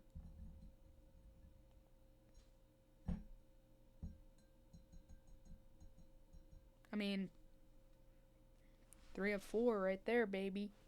It's pretty impressive. Minimize activities and positioning that would increase ICP. Yep, don't lay them flat. Head of bed, greater than 30 degrees, but not like straight up, or as tolerated to promote venous flow. Get that blood pumping down. Just a little bit. We don't want that blood pooling at the top of the head, and now you've got ICP problems. Head midline. Oxygenate, usually mechanically ventilated and sedated. If they're in a really, really tough situation, severe to moderate, yeah, they may be mechanically ventilated. If they are mechanically ventilated, and if they're also sedated, I would say probably like moderate plus, you're monitoring the AGBs, especially PaCO2, because remember, it causes vasodilation, which can increase ICP and increase the problem of maybe having that compartment syndrome, causing a brain herniation. Oh, that'd be so terrible. Yeah. Hey guys, brain herniation time. Not great. Calm environment. Lights low, calm, happy. We don't want to overstimulate these poor fellows, because overstimulation is a brain thing. Your brain is working a ton to gather all the information that's happening around it. That's not good for the brain. The brain needs to rest. It's just been through a lot. Not to mention that patient might be at a risk for seizures if they're overstimulated, so we don't want that. Immobility interventions, so good skin care, like rotating them on, making sure they are not going to get a pressure injury, maybe some preventative Mepilex, that might be nice, monitoring fluid status, of course. You don't want them to be dehydrated, especially if they're on mannitol. You don't want them to be overhydrated, because that can increase intracranial pressure, so just really watching those eyes and nose. Seizure precautions, of course, because you've been messing around in their brain. Monitor blood sugars. That gives me the same sort of feeling as, like, how getting a, stent placement can put the patient at risk for having, cardiac tamponade. You know what I mean? You're messing around in there, dude. There's always a chance that the organ could freak the freak out and be like, actually, I'm done with you. I'm done with you. I need to have, and they have like a crash out moment where everything goes wrong. Terrible. Anyway, monitor blood sugars, especially if they are on corticosteroids. I do want to know though, how does high blood sugar affect the brain? Can cause damage blood vessels leading to brain cell death. That's long term. Like if you've got like uncontrolled diabetes, atrophy in TBI. Causing further secondary brain injury leading to impaired cognitive function, increased inflammation. Right, cool. That's really awkward that corticosteroids cause high blood sugar, which can cause inflammation. Whoops. That's really awkward. Potentially poor neurological outcomes due to mechanisms like disrupted blood flow, increased oxidative stress, and damage to brain cells, and can exacerbate existing brain injury and hinder recovery. Cool. Nice. Do not give hypotonic solutions. Don't do it! Don't give hypotonic solutions! Oh, you mean you're swelling their brain? Listen. You know what the difference between hypotonic, isotonic, and hypertonic is? A prefix. Read the prefix, people. Read the prefix. Short intermittent suctioning only as needed. I think that has to do with the fact that does like increase pressure for a time. So you gotta really, really be careful with that. Give osmotic diuretics, barbiturates, anti-seizure meds, antipyretics. Oh, what do barbiturates? They're like a brain slowdown thing, right?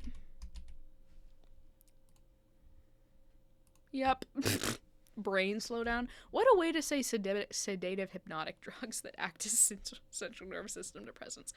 I said brain slowdown, so yes, is that a central nervous system depressant? Is that a synonym for central nervous system depressant? Yes, it is. Brain slowdown. Except I said it so stupidly that I don't think anyone would think I knew what I was saying. Did I know what I was saying? No, I did not. If I knew what I was saying, I'd say, oh yes, a CNS depressant. Oh yes, a CNS depressant. So stupid. Oh, goodness. CNS lists. Oh, look at they all end with barbital. So, guys, if it ends with bital, it's probably a barbiturate. It might also just be, yeah, there's just barb in every single one, except for diol, and sodium thiopental, secantol, okay. Pyrimidone. Wow. Antipyretics. Yep. Keep that temperature low. Anti-seizure med, of course. And then cranial nerves. Oh my word. This has been like 3 hours, dude. This is gonna probably be my longest lecture ever, I say, and then it'll probably be like, oh, well, you started at 10, so it's actually like an hour and a half. Shut up. Start at 10:30. Leave me alone. Alright, class activity, blah, blah, blah. Whatever, okay? Here's the thing. We need to know what the cranial nerves do. We need to know all these lobes. But we talked about the lobes, so we'll move on from those. No more lobes. You've lost your lobe privileges. You got your nose cranial nerve. That's that's olfactory. Because remember, it starts with olfactory optic. Optic's number 2. Okay? And our eyes are 2, 3, 4, and 6. Okay? Optic, trochlear, trigeminal, olfactory, optic, ocular motor, trochlear, and then abducens. Okay? Trigeminal is face things as well, okay? Because remember, facial and trigeminal are face things, 5 and 7. Hearing imbalance is going to be our vestibular cochlear, because our vestibular system. I don't think I have autism, because I think that would be very wrong to say. but I do have traits that would maybe suggest that. Right now, I'm actually rocking back and forth. I would just rock back and forth. Oh my word. My mom would just say, yeah, Amanda sure loves to stimulate her vestibular system. She said that to me when I was like, I don't know, 8. And I took that as like a trait of mine. Anyway, that's a really off-topic thing. What's the whole point of that? The whole point is that hearing imbalances are vestibular-cochlear cranial nerve. And swallowing and speech, which also is just GI stuff, is all the other ones. Okay? Starting with hypoglossal, glossopharyngeal, vagus, accessory. That's 4 of them. Cool. Oh, no! I hate it when it adds another page. That ruined my whole day. I'm just kidding. Okay. Assessment interventions, assess cranial nerves and pupils. Yep.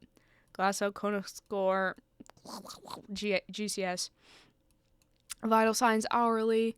Ordered medications and relating to TBIs and osmotic diuretics like mannitol, loop diuretics like I don't freaking know. Oh goodness. The only one that I can remember is spironolactone, because it spares potassium. Oh my goodness. I'm sure if I saw it, I'd recognize it. Yep, furosemide. Of course, freaking Lasix. Everyone knows about Lasix, except for me. It wasn't in there. It wasn't in my short-term, grasp memory. That was in, oh goodness. That was in my recognition memory, not in my pull from out of my butt memory. Which is the stupid way of saying it, okay? That's all listen, I remember things simply and stupidly. And you know what? It works, it just doesn't make me sound very intelligent. Anticonvulsants, so our anti-seizure meds, such as, like, Keppra and Dilantin. Do I know the fancy names for them? Ugh, phenytoin and Theo something?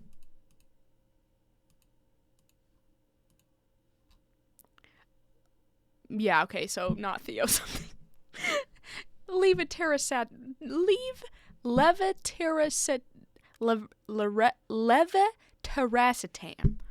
What the heck, dude? They need to have those, like, okay, how to say.